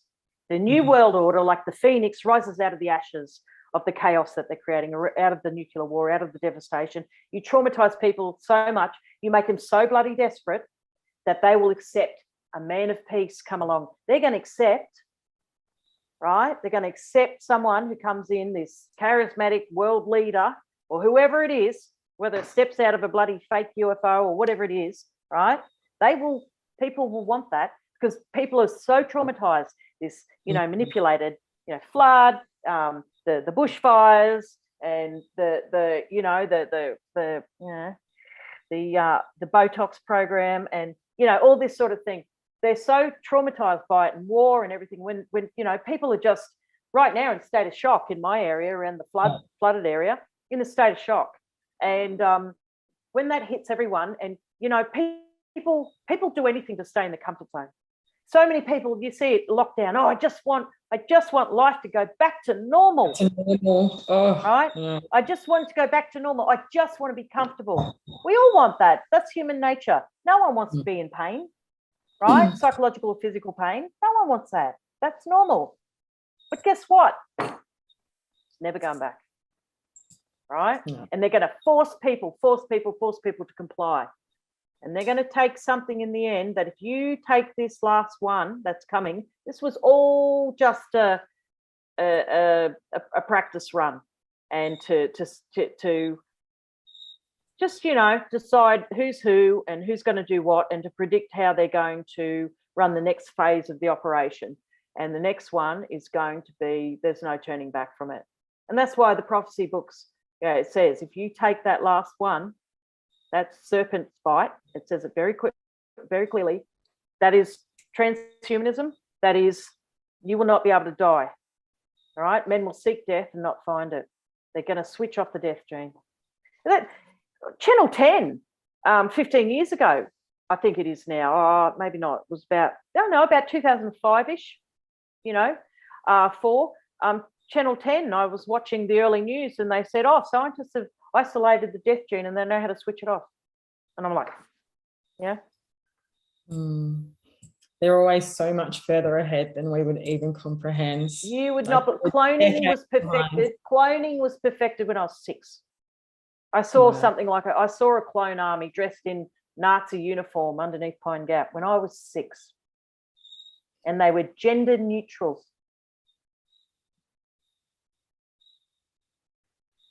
Unreal. Okay, so I do believe there has to be an polarization, an opposite to that. So what, in your opinion, would be the way for us? You're obviously a little bit more and refusing. What hope is there? Yeah. Well, I don't think there's hope in humanity. Someone prancing about a frickin' stage, you know, spewing my material without recognizing me or the other MK Ultra child soldiers. Don't put your trust in people like that. Don't go looking for a savior in humankind. All right. I think it's a spiritual battle now. I think, I mean, I ran around screaming and screaming, trying to warn people before it got to this point. I was yelling from the rooftops, right? Being shot at and dodging bullets all the while. And I tried so hard to tell everyone what was coming. And now it's, look, the Nazis are already here, people. To try and, you know, go up against the police force or whatever, it's like as if you're in Nazi Germany and the Gestapo in control. It's like trying to go up and put your face in the Gestapo's. You know, it's not, they'll just beat you to a pulp, right? They've taken over now. We are in the middle of tyranny. Communist takeover is already here, right? You've had a communist revolution in America. I predicted all of that. I told everyone how that went. You know, I summarized the whole process in the book. So you have, you know, all this, you know, minority groups' rights and all this sort of thing was a communist agenda. They had a fifth column into, you know, sneak into American society and infiltrate the universities and journalists and all this sort of thing many, many years ago. And Yuri Bentov, the KGB defector, warned about that, tried to spend his life warning America, don't let this happen. They did. They infiltrated Australia through the University of Sydney and it spread. And all my perpetrators were part of this fifth column. And it's already here. So they're having communist revolution is already occurring in America, right? I was talking to someone, an American Sunday, and you know what we see in the media is not what's happening in America. It's far worse than what you think. And I tried to warn everyone. I tried to warn them. I spent all of 2018 warning people, you know, about this fifth column incursion coming up through Mexico, and they had Russian weapons and everything. And I was telling everyone in Australia online going, I think we've heard enough of this. Why do you keep on going on about this, Fiona? I was trying to tell people what was happening. And guess what? It's happened. So you got these masses and masses of communist soldiers are in America now under the guise of refugees. You got masses of communist, right, soldiers in Europe have taken over, men of fighting age. And the propaganda television network will tell you, oh, there's all these women and children. They show the odd woman and child and everything. They don't show you the hundreds of thousands of male soldiers coming through, right? Now, I tried to tell everyone that they're all positioned in America, ready to take American down. There are Chinese troops in the Canadian forests, in the American forests, right? Ready to take that country down, all right?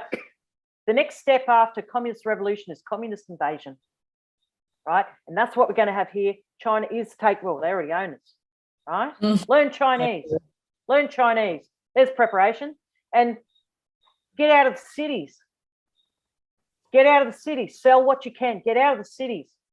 All right, find food and water, because that's going to be, look at, how much warning do we need the last 2 years to fricking stock a basic pantry, people, to get some emergency kits together, to get, you know, I was just stuck in floods for a week, you know, with no internet and no phone. And we were like, felt like the dark ages. And my daughter, who was a good prepper, she pulled out this little radio with, you know, and said, well, here's the emergency kit. I told you, you've got it, because she was, you know, really good at first aid and all that. And we're like, yeah, okay. Well, we appreciated that bloody radio that's only this big. We lived with that for a week, and it was like, oh, remember radios, you know, and like relying upon the local news, and, you know, you're hanging on for some, you know, contact with the outside world. And all I thought was, oh my God, imagine when China and Russia, you know, invade, and we're in the middle of World War III, and they all their EMPs, you know, their electromagnetic pulse weapons took out our biggest warship when it went over to check out the nuclear bombing of Tonga not long ago. All right, it's already happening. We're really in World War III, people. You've had American warships going up and down, pacing between Australia and the Asia, and you got these Chinese warships up the top, pacing up and down in a standoff months ago. All right, so it's already happening. Tensions have already been building. China's gonna take Thailand, and what's the name? You know, Korea. No, what's the other one? Taiwan. Where everything was made. Taiwan. So they're going to take Taiwan, and Taiwan's it's a military vantage point for taking the rest of us. They're coming, right? In Indonesia, they used to teach years ago that the top of Australia belonged to them, and in one of the Indonesian royalty families has massive cattle farm 30 years ago at the top of Australia up in the Gulf. You know, they've already been infiltrating. We already sold the communists already sold this country. They already infiltrated all parties and sold us out many years ago. And if you look at my book, I give a good breakdown of where communism started, where it got a foothold in Australia, and the relationship between that and MK Ultra, and what's happening now globally. So World War III is coming. It's coming. That's my next thing to try and tell you. I mean, you know, pedos of power is so yesteryear, you know. That's nothing. It's going to be old news. Worry about the next thing, which is, you know, surviving war. We've really been in war for a long time. It's just actually coming up and into our, you know, mass consciousness and awareness. And really, I agree with you, Fiona. I think the challenge is now for people to disconnect as much as they possibly can from all of these satanic systems in every way and become as self-sufficient as possible. And that's the way forward. You know, people share properties, you know, see if you can, you know, get properties and let people come and stay there, and not lazy bastards that aren't going to do anything. I'm talking about you turn up on a property with your tent or whatever, bring a hoe and start digging. You know, community. Do you know how much food it takes to feed a family of 4? Shitloads. I failed during COVID lockdown. You know, I watched all these freaking videos. And it's like, you know, there's one chick, Prep Steaders, and this beautiful lady from the South in America. It's like doom, doom, doom, doom. Prep Steaders. She's there and she's making perfect jam and perfect cheese and perfect soap, and then she, you know, and then there's her shooting a perfect target and all this shit. Anyway, I'm there, I'm going, okay. And I really reckon I could have started my own YouTube channel. It would have been a hit called Shit Steaders, you know, or Shit Preppers. And, you know, Shit Preppers, you know, lesson meets the eye, Shit Preppers, we're all going to die, you know, because everything I made turned to shit. It was terrible. I tried planting vegetables, and the only cucumber that grew, there was a big bright light. This color worm came out of it. And then I was trying to make my own soap, so I was rendering my own tallow. And then I turned I went to the, you can't get tallow anymore. And I found one butcher, he says, how much? You want 20 kilos? I said, yeah, sure. Oh my God. Do you know what 20 kilo of tallow is? You know, and I had to render it. Oh, you've got to render it, triple render it till it's odorless and that. Well, I had tallow in pots everywhere cooking. I turned my eye. I shouldn't have had it on the stove. That was dumb. And I turned next thing there was tallow all over my kitchen. And it's still discolored from that. You know, I made soap. Never made soap before. I'm good at it now, but I never made it before. And I'm pouring the soap and it freezes midstream, like a waterfall freezing, you know, midstream. I'm going, what the hell? And my cousin goes, oh, you don't put floral in without putting in a citrus or whatever the hell. And I went, something you should have told me yesterday, you know, I said to my cousin. And, you know, all this sort of thing. Honestly, everything I did was crap. And I just went, we're going to die. We're going to die. Unless you can eat grass and turn it into a really good souffle. What do you cook on? What do you cook on? When there's no electricity. Has anyone thought, where do you get the wood? Where do you get 4 years supply of wood? Who's going to chop that shit up? Right? It's really hard, right? It's really hard. And start praying for manna, because it's hard. You know, preserving stuff. All my sauerkraut, somehow we had this infestation of these little bug things that bite you. I don't even know what it's called. Satan invented them. And they came in all this beautiful crock pot of, you know, sauerkraut, and I opened it up. It's just infested with maggots from this infestation of these things that came through the mozzie net. And I don't even know what the hell. You know, this is, you know. You have to get it wrong to get it right. I haven't got it right. A lot trying to learn life skills as well, real life skills, not the stuff that we're taught. No. So yeah, practice makes perfect. And then you store food and the mice get it. The mice move in. They bore through, you know, like this 20 kilo of, you know, coconut milk powder. I'm going to last me forever. One bloody mouse hole. One bastard, he took a bite this big. He didn't like the taste of it, left and ruined hundreds of dollars worth of coconut milk powder. You know, like, you know. Crap. Oh, nice. It's really hard. It's just hard. I suck. I admit it. I need to see. I suck. You'll get there. And then my sister put on a lot of weight, and she never used to be, heavy. Anyway, she goes, and my mum's like looking at us because I put on my COVID-19 kilo, and my mother, because my husband's idea of prepping was make more beer and pickle more eggs, being English. So he's got, Guinness and a pickled egg is all you need to survive. And it's like, anyway, so we all turned into alcoholics. And then, and my mother looks at us all, and we've been drinking for 2 years and everything. She's going like this, like my mother, who's a retired naturopath, looks at her 2 daughters, and we're like this, and she's going, and my sister said, Jesus wants us to be fat because then we will survive famine.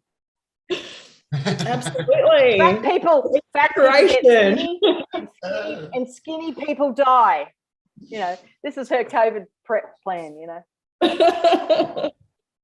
Well, I was sitting here thinking, best I pick up a few kilos. Like at least I've got an excuse now to munch away. Yeah, you got some catching up to do. Just start chugging it down. The homebrew, Your liver might pack it in, but you'll be right. Well, apparently I can't die, so what can I say? Well, is it interesting about that though? I wanted to ask you about the death gene being turned off. Is that after the jibby jab? Is that what the jibby jab's about? Next one. No, the one that's coming. Like the booster? No, there'll be a whole other one. There's a whole other one coming, and you see what do you call it? The WAD technology that Bill Gates found. The eugenicist Bill Gates funded. The next one, and it's the luciferase technology, and the you got the little wad, and it leaves a tattoo that you can pick up if you get your mobile phone and you run it over. You can see that someone's had it, and it's multi-pricks. That one. That's what I'm hedging my bets on, and I write about that in my book. So, and then because in prophecy it says that the mark, if you look up the meaning of the word mark, and so everyone will be forced to take the mark in their right hand or in their forehead, right? That's the original translation. None of these shitty later Catholic translations. But and the word mark, the meaning of the word mark has the same meaning, the origins of that word, as a fang of a poisonous viper pricking through the skin, right, and causing poisoning. That's what the word mark. So if you take the mark, right, that's what it alludes to. And so it's and you will not be able to die, and it'll cause a grievous sore that you won't be able to heal. So God knows what's in it, but you can already start reading about the sorts of things that they are talking about, whether it's got lithium in it, and lithium doesn't go well inside the body. I'm not sure what's in it, but you can read up that stuff. There's a really good article in Scientific America, and it's called, because I only just sent it to someone. I bothered sending something the other day. I used to research all of this stuff and have so much information, but now I couldn't be bothered. But where is it? The one that's called, or I can give it to you if I can't, because I only just sent it to someone, and I said to them, if you take this, you're stuffed. Where is it? Not Imagine that being a slave forever. No thanks. It's, I don't even know where it is. Oh, okay, it doesn't matter. Anyway, it is. This sounds very Lord of the Ringsy, when we were watching the movie Lord of the Rings. Sounds very Lord of the Rings. Well, Lord of the Rings was created by a member of the Hermetic Order of the Golden Dawn. So a lot of those books were written by people who were part of the Round Table group, and the ones who were the Illuminati in England, and it was an early form of Hollywood, books like that. And Lord of the Rings is actually a programming, an MK Ultra program. So these they would often write, like Wizard of Oz and things like that. The people who wrote these books, Peter Pan and that, were members of these, of the order. And the whole purpose of writing the children's books was to use them as programming before you had movies. And then they turned them all into movies, you know, Wizard of Oz, Osiris, you know. So, yeah, it's all linked. And the authors are all linked. All these ones, oh, C.S. Lewis, oh, couldn't believe it in the 80s. Everyone thought, lovely Christian author. No, he wasn't. He was a pedophile. Hung around with pedophiles in the Hermetic Order of the Golden Dawn. He wrote about how wonderful it was being a pedophile and, well, being a member of those organisations in England. Okay? He wrote about that. Who was the author of Lord of the Rings? Because if I'm not mistaken, that guy wrote the book in South Africa. J.R.R. Tolkien. And he was good friends with C.S. Lewis and all that crowd. Wasn't that book written in Australia or not Australia, sorry, South Africa? The Lord of the Rings. I seem to recall someone saying something. I don't know like where that. he was, but he was part of the what are they called? The Oxford Inklings or Ink. Oh, I can't remember. It's in my book. But they were part of a little occult group, University Occult Writers Group, who were trained by. Because when you look at it, all these people, the people that you've got to look at, it's the Huxley, Wedgwood, Darwin, Galton dynasty. They're the eugenicists and the original Luciferians, and they're the ones who control the world originally. And they, you know, like Darwin, look at what he was publicised by the Huxley senior in the family, and everybody. Aldous Huxley was a propaganda writer, and you know.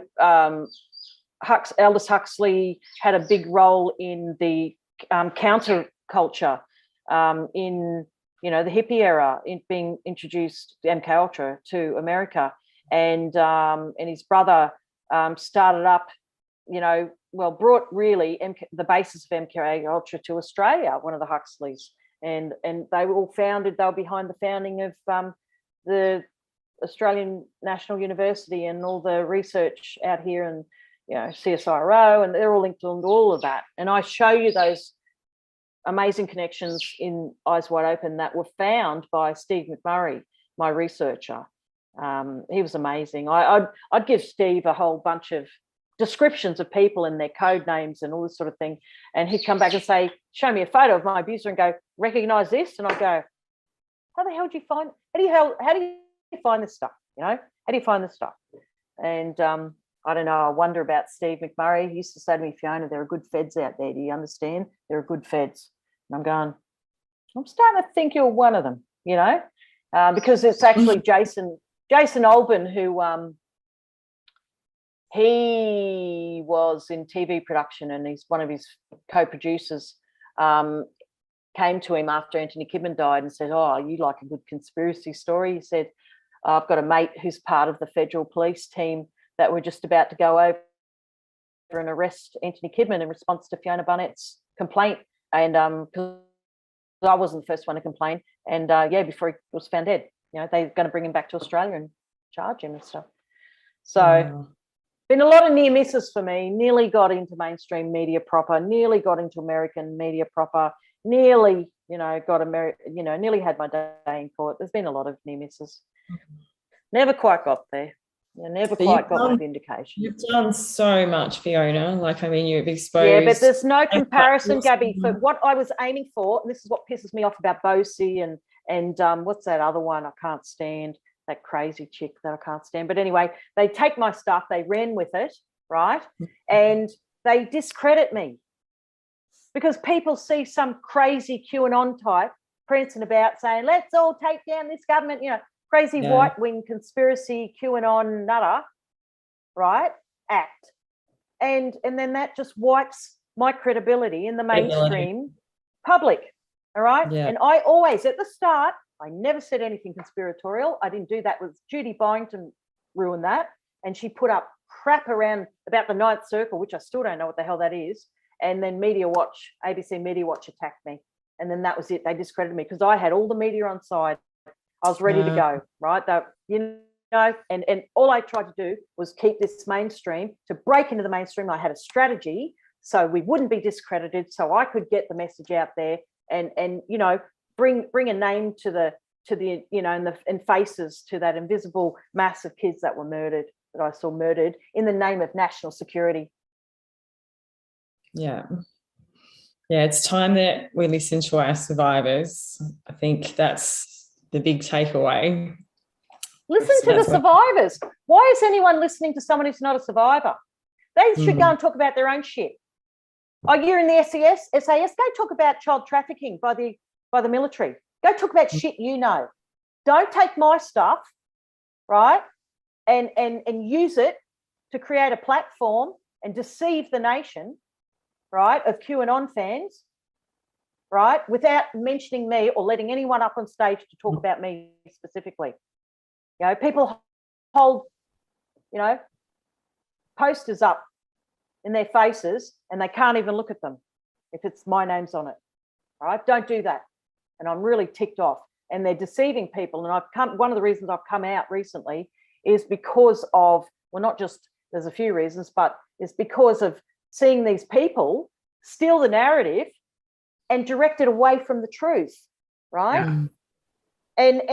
And then they turn it into something else, and then all the victims get lost in it, or they manipulate the victims. And, you know, it's just, I can't stand it. I can't stand agent provocateurs having that much influence and coming out in direct response to me and what I did, because I'm the one who coined the notion of agent provocateurs in Australia, right? I'm the one who told everyone about it. I wrote a chapter on it. And then they come out and go, oh, I'm out here to, you know, oh, it's all these agent provocateurs. And that's being said by someone who's an agent provocateur. You know, and people can't see it. They're so dumb. I just can't handle it. I can't handle it. I just does my head in. When I battled trolls and agents and was nearly bumped off by them for many years. And then to come out after, you know, having 2 years away from it all and see what's happened to the truth community. And oh my God, we're back to square one. You know, it's just makes me sick. I mean, you know, I started trying to go on social media and that. I'm going back off. I can't handle it. You know what? Everyone can have it. They can all just, you know, just go, great, go listen to someone else. They come to me, oh, but, you know, we all have to join hands and sing Kumbaya and we're all after the same message. And isn't it good when, you know, it doesn't matter who holds up the placard and doesn't matter who's saying it? Well, yeah, it does. Yeah, it does. Because if it's Paul Keating standing up there with the placard, oh, you know, support survivors, holy crap, you know, I judge politicians and I judge these people by what they do in the dark. Exactly. And there's a lot of, I guess, you know, it'd be naive for us to not think that there are counter movements at this stage. And oh, you know, my God. we have the mainstream narrative, we have the counter movement, and in between there's the truth. It's the main thing I exposed to people for years and years and years. I was teaching them about agents, about how the government employs all these people to sit on their ass and troll social media, right? And they all create all different accounts. And if they've got 2 first names as their first and last name, that's an agent, right? So, you know, if they're up there and if you see people talking to each other and it's the same person, you can see from their dialogue, it's 2 people with 2 different, the same person with 2 different names, talking to each other. Oh, yeah, Bob. Oh, what do you reckon, Fred? Oh, yeah, absolutely. This is all psychological operations, and they're not that smart, but they've been given training. They've been given training that the military's come up with in psychological operations, and they're all over. They're all over your Telegram, you know, groups everywhere. I've only just come on Telegram, and I'm going off. I can't stand it. Bye. You know, if you're so fucking stupid, that you're not going to listen to the person who first told Australia this stuff. I was the first. There was no one else out there. You're not going to listen to me, and you're going to sit there and argue with me saying, oh, you know, get on board. Karen Brewer, she started abusing the crap out of me. And defending Bosie and all that, you know, to me, and saying, oh, I think these, you know, some survivors, it's me, like to yap instead of actually doing something about this pedophile problem. Oh, you go fuck yourself, you bitch. You know. I'm sorry, I just love your straightforwardness. I really do. So that's why I'm chuckling at that. But I understand what you're saying, because there really is, and I think this for me especially. Now I'm one of these very few people that is very lucky enough that has never had this in my experience. For me, I want to create a platform for real, authentic people like yourself, which is why we do what we do here, and really to get not our message, your message out. I understand, and and I would say, particularly in the last 3 months or so, I have personally felt such a uprising and a choking energy. There's something going on. Don't come and tell me the white hats are in control. Rubbish. Everything I'm seeing is showing me the contrary to that. So that's the psychological operation term, right? Well, QAnon was a psychological operation devised by Michael Aquino, and the person who was Q was 8chan, and it was Jim who ran 8chan. He was the mates with Michael Aquino, and Michael Aquino defended Jim at his first divorce, right? They're all in the American military, the American army together. Michael Aquino, one of my key abusers. Jessie spoke a lot about Michael Aquino, who was one of her key abusers as well, along with John Brennan. So, well, they're the original US Army MK Ultra group that I write about in my book. Michael Aquino, John Gittinger, who was a genius psychologist, a psychological tester, developed the PAS, personality assessment system. You've got, which they still use in the military today. You've got Jolyon West, and Timothy Leary. These are all the people that directly abused me in America, in Dulce, in their MK Ultra base. That's what it was. It was a base it was a lab, for this sort of thing, where they kept people, kidnapped people, kept them in cages and all that sort of thing, and experimented on them and all that sort of thing. It was dreadful. So, people need to educate themselves, get out of this QAnon mind frame and realize I agree. It's all a trap, people. It's brainwashing. I can't handle it. I can't handle it. So that's what I'm saying. I've long ago, from my opinion, have been saying, stop giving your power away. You stop listening to people. Stop making someone else your hero. It is up to us as individuals to wake up, align, and actually collectively, those of us who are awakening and waking up, to actually find solutions to what is going on here. That's really, and whatever that is, I don't know. And, it's a little bit scary hearing what you're saying, but I do believe it to be the truth, most definitely. So what I'm saying is that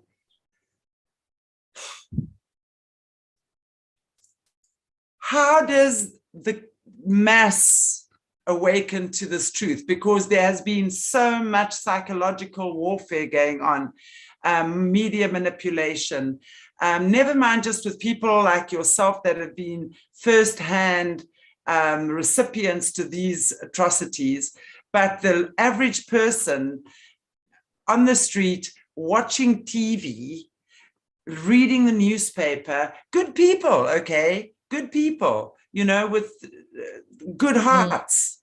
So there's got to be something that needs to awaken these people to the truth. What is that? That's what I'm asking you. Read my book. Start by reading my book. When I see people on this Telegram lately, these accounts, and they start lecturing me, and I turn around and I said, one of the last things I said was, yes or no, have you read my book? And they, well, no, but go read it. It's free. It's been out there for years now. Go read my book. I put everything in one thing, some of the main stuff in one book. Yes, there's more I could tell you, but just start with that. And if you can't get your head around that, you're screwed. If you just, I know they get caught up in this emotion, and they're looking for a savior. They're looking for an antichrist, and they're just going to be sucked in. Yeah. Because they're looking for a new Hitler. Just the way people go, if I were in Nazi Germany, I wouldn't have drunk the Kool-Aid. I wouldn't have helped. I would have. Everyone here, they are doing it. It's They're doing it again. They're doing it again. Everyone's doing it. You've got different groups. You've got the QAnon group, fanatics, doing it, being influenced by NLP on the stage in Canberra. And then you've got people like a good friend of mine who, you know, militant vaxxer. Nothing you say you can't say anything. I had to dish one friend recently. I couldn't handle it. She's such a staunch Labor Party supporter, and she's going on because she was a secretary in the Labor Party and that. And good person. These are two good people, good friends of mine. But they're so left wing. They're so Labor Party, communist oriented, you know, social welfare and whatever. And like, let's face it, I'm for social welfare. I'm on NDIS. You know, I'm disabled. But these people are so. They believe anything in the media. You know, my friend that down in Victoria, when I started saying, I'm hearing from independent sources that they burnt people with like radiation weapons outside of Parliament House. She goes, oh, I heard in the media they were sunburnt. And I'm like, why the fuck would the media go all to the trouble of reporting sunburn? Exactly. That doesn't even make sense, right? What, sunburn down your throat? Down the back of your throat? You know, it's like you can't, it's down the point they're so bloody minded and people so divided. It's like you've got, you can't reason with them anymore. These ones who are triple vaxxed and all this sort of thing. I cannot reason with my friends. I can't reason with them anymore. All right? I can show her stuff. I can show her evidence. I had a friend here who works at the local hospital, left. She was getting damaged people in 60 and over in the medical ward. So they've gone through ER, and that was months and months ago, mid last year. Up to half of admissions into the medical ward were damaged from Botox. All right. So, and I had the nurse sit there to tell my friend to tell my other friend, and my friend goes, "Oh, I've got to go. I've got to do something. You tell her anything now," and she's, "Oh, I've got to go." I could show her a video. I could take her in there and show her and point at that, and she still wouldn't see it. They're like, "No, I'm not going to take any of that in anymore." Well, you know what? I just think, you know, the China are coming, and we deserve it. We need a good war, because people are so stupid. You know, maybe they'll believe it when there's a gun pointed in their face or they see their neighbour's head blown off. Maybe then they'll start waking up and realising what's going on. What can we do? What more can we do? What more can we do? Because it's going to take something extreme, seeing a mushroom cloud on the horizon, for people to wake up now. It really is. They because they follow. You know, my friend goes, "I don't watch telly. I don't listen to." Well, where are you getting your news, mate? Don't tell me you don't. You know, don't tell me you don't. You're hooked into that ABC, right? Radio every day, and you listen to that bloody Swan guy talking shit who hasn't been a registered doctor for 30 years and who was mates with Kidman, you know, one of my, you know, Kidman, my perp. And you listen to Norman Swan, you just won't know what the hell's going on. And that's what they do. They lap up the ABC. They watch Parliament House. This is their life. You know, and they think they're informed. And they won't listen to anything I say. I've got my friend, you know, that I had to cut off from, because she's there going, "Oh, you know how wonderful the Labor Party is, and Dan Andrews is wonderful," and something I said. And finally I said, "Listen, I was raped by the Labor Party. I was trafficked to the Labor Party." And she goes, "Oh, yeah, that's right. Oh, yeah, but Whitlam did a lot for me." And I said, "He did a lot for me too. Ruined my life," you know. So I can't handle it. I just, you know, people are stupid. I've had enough. Just, you know, go die. Had enough. It's like these idiots. You know, you've got to be double Botoxed to volunteer in the SES, and you know, they've had no SES, no cops, no paramedics, and everyone to rescue people in Mullumbimby and Lismore and all this sort of thing. And I just think, you know what, if you're one of those idiot, you know, militant, you know, triple Botoxers, you don't deserve to be rescued by someone who's not Botoxed. You know, should move on by, because if you're the one, you're the reason this is like this. You know, why there weren't enough people to rescue people. Yeah. I've had enough at people's idiocy. I've had enough. I can't believe that there's such issues with the army doing their job, like assisting the public. And no, they are not. The army are not there. The army there, they've coming and they're doing promo shots using the towns as a backdrop, as their movie set. Horrific. And it's just gaslighting. It's horrific. Yeah. Taking the piss, honestly. And but we've managed to use them for lockdowns all throughout the last 2 years. But now that we've got flooding and people, really dire. It's just gaslighting. It's gaslighting the public. Yeah, 100%. Well, it was crazy. I was actually just seeing some clips of speaking of the army, of the Indian army, guys in India. I mean, these guys are dropping like flies from heart attacks. It's insane. It's a coincidence. They had, don't you understand, they had underlying conditions. Yeah, exactly. And Shane Warne dropped dead because he was on a juice fast. Yeah, right. No, that's what the Daddy juice, yeah. The Botox juice.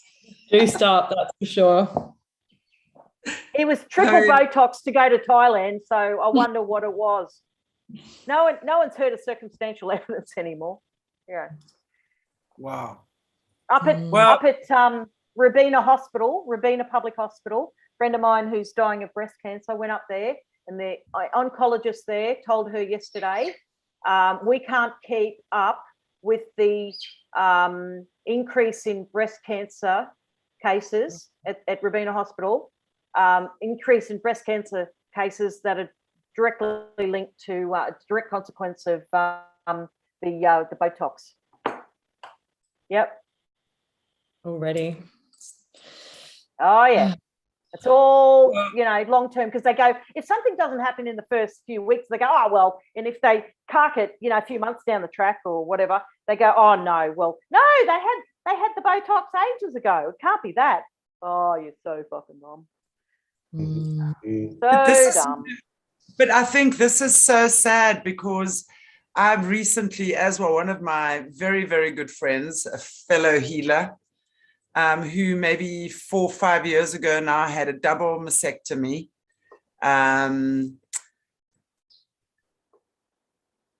Which I was very surprised even at the time, went the traditional route for healing. I've just got to find my words carefully here. And then I've since this whole Botox scenario, I love that, by the way, Fiona, thank you. I'm going to be quoting that from now. Since the whole Botox came along, I was very surprised that so many healers have been masking and muzzling up and going for Botox. Okay. To me, that's quite shocking. Well, alternative, like naturopaths and that. Yeah, exactly. And my point is, I'm sorry. My mother was a naturopath. You are not a naturopath if that's what you go and do. I agree. I'm sorry. You've just moved into mainstream. Piss off, take your shit and peddle it somewhere else because you suck. You're over. I agree. And that for me has been a shocker.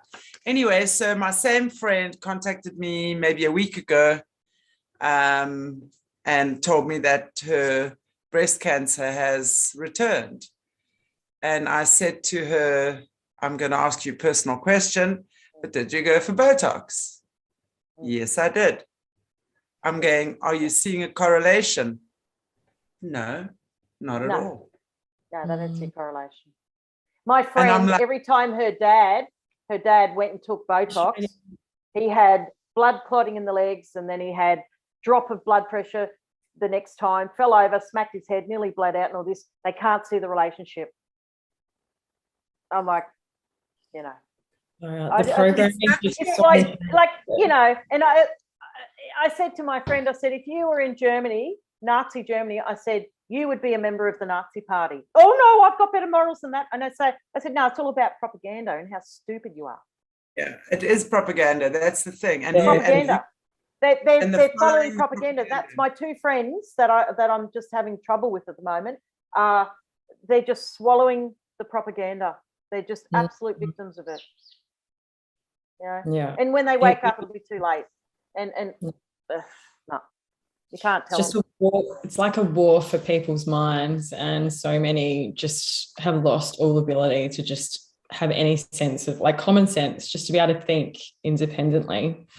Just like you see this real sheep from the goats situation happening, the separation of the sheep from the goats. Yeah, absolutely. You see, I'm seeing the best come out in people that I'm a bit surprised, you know. I've made some better friends.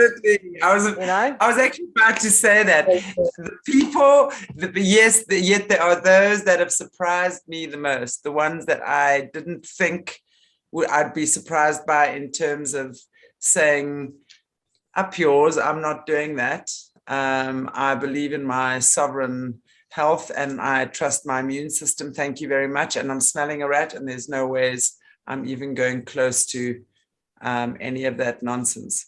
But there have been those that I've also been very, very shocked by, that I'm like, what the F?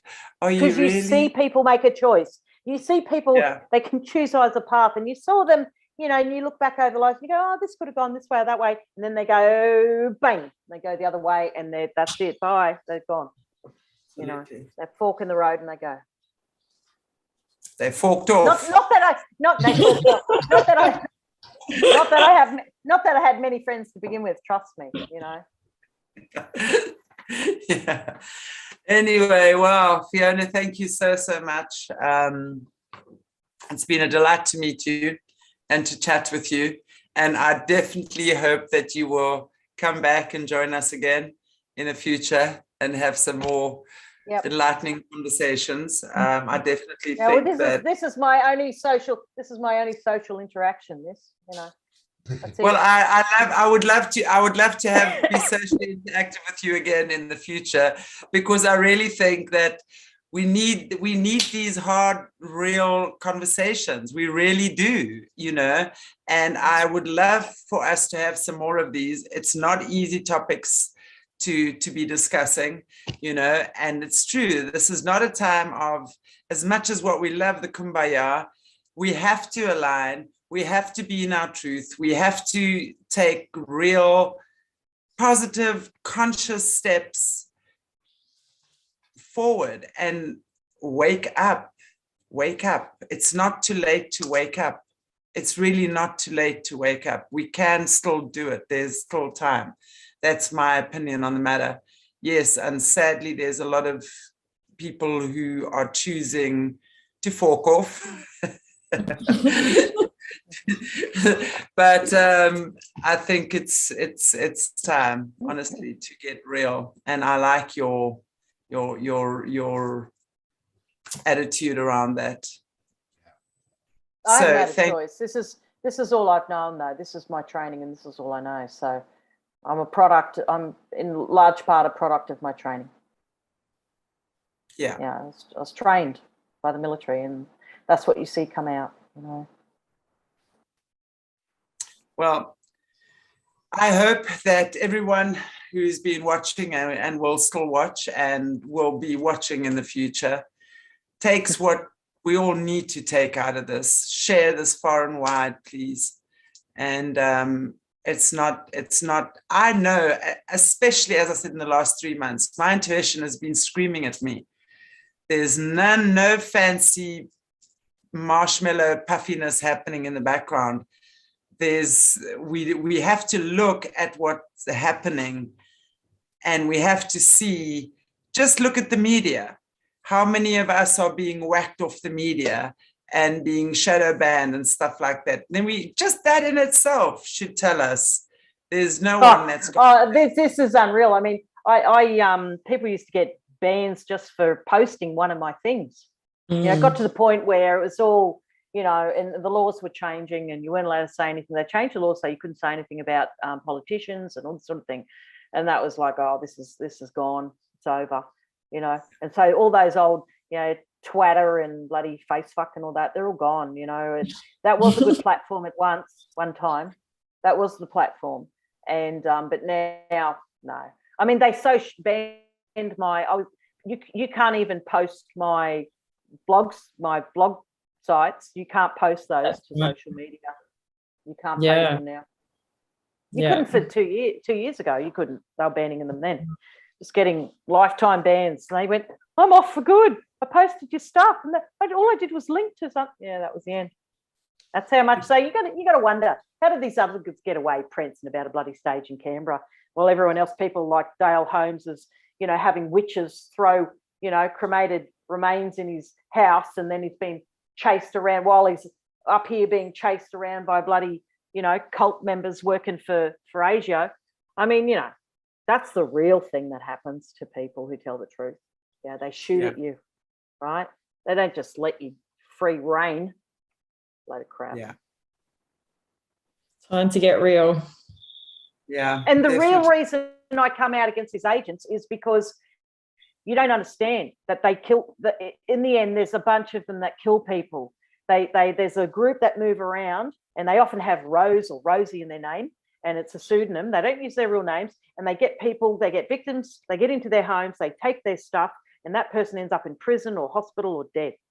Right? This is very serious, very serious. It's not a game. It's not just a little, oh, why is everyone fighting? We should all hold hands. We're all in this together. No, we're not. We're not in this together. You are stupid and you don't know what I'm talking about. You haven't lived this, right? And you need to shut the fuck up, because I'm trying to save people here. I'm trying to warn innocent people from being sucked in, marked, and then taken away in the night by the Gestapo that have come. So shut up. Yeah. We all need some discernment at the moment, not taking things on face value. Exactly. Okay, guys and girls, thank you so much for watching. Thank you. Well, you know what? The truth sets us free. So it's about understanding what is real and what is true. So share far and wide, please. And I hope to see you all next week again on Aquarius Rising Australia, shedding some more light on Australia. Fiona, thank you so much. I really look forward to having you back in the future. Thank you for this eclectic talk. Yeah, this eclectic talk that had no structure. It was just a bit of this and a bit of that, wasn't it? It was like sitting around a lounge room, an international lounge room. Talking shit. Have in my lounge room. Thank you, Gabs, as always, for what you do, and yeah, wonderful. Okay, guys and girls, God bless you all. Take good care. If you haven't already, please give us a like, a share, and subscribe. We still whacked off our main channel, but we will definitely be sharing this on Aquarius Rising Africa in the next few days. Take it easy. See you soon. Bye.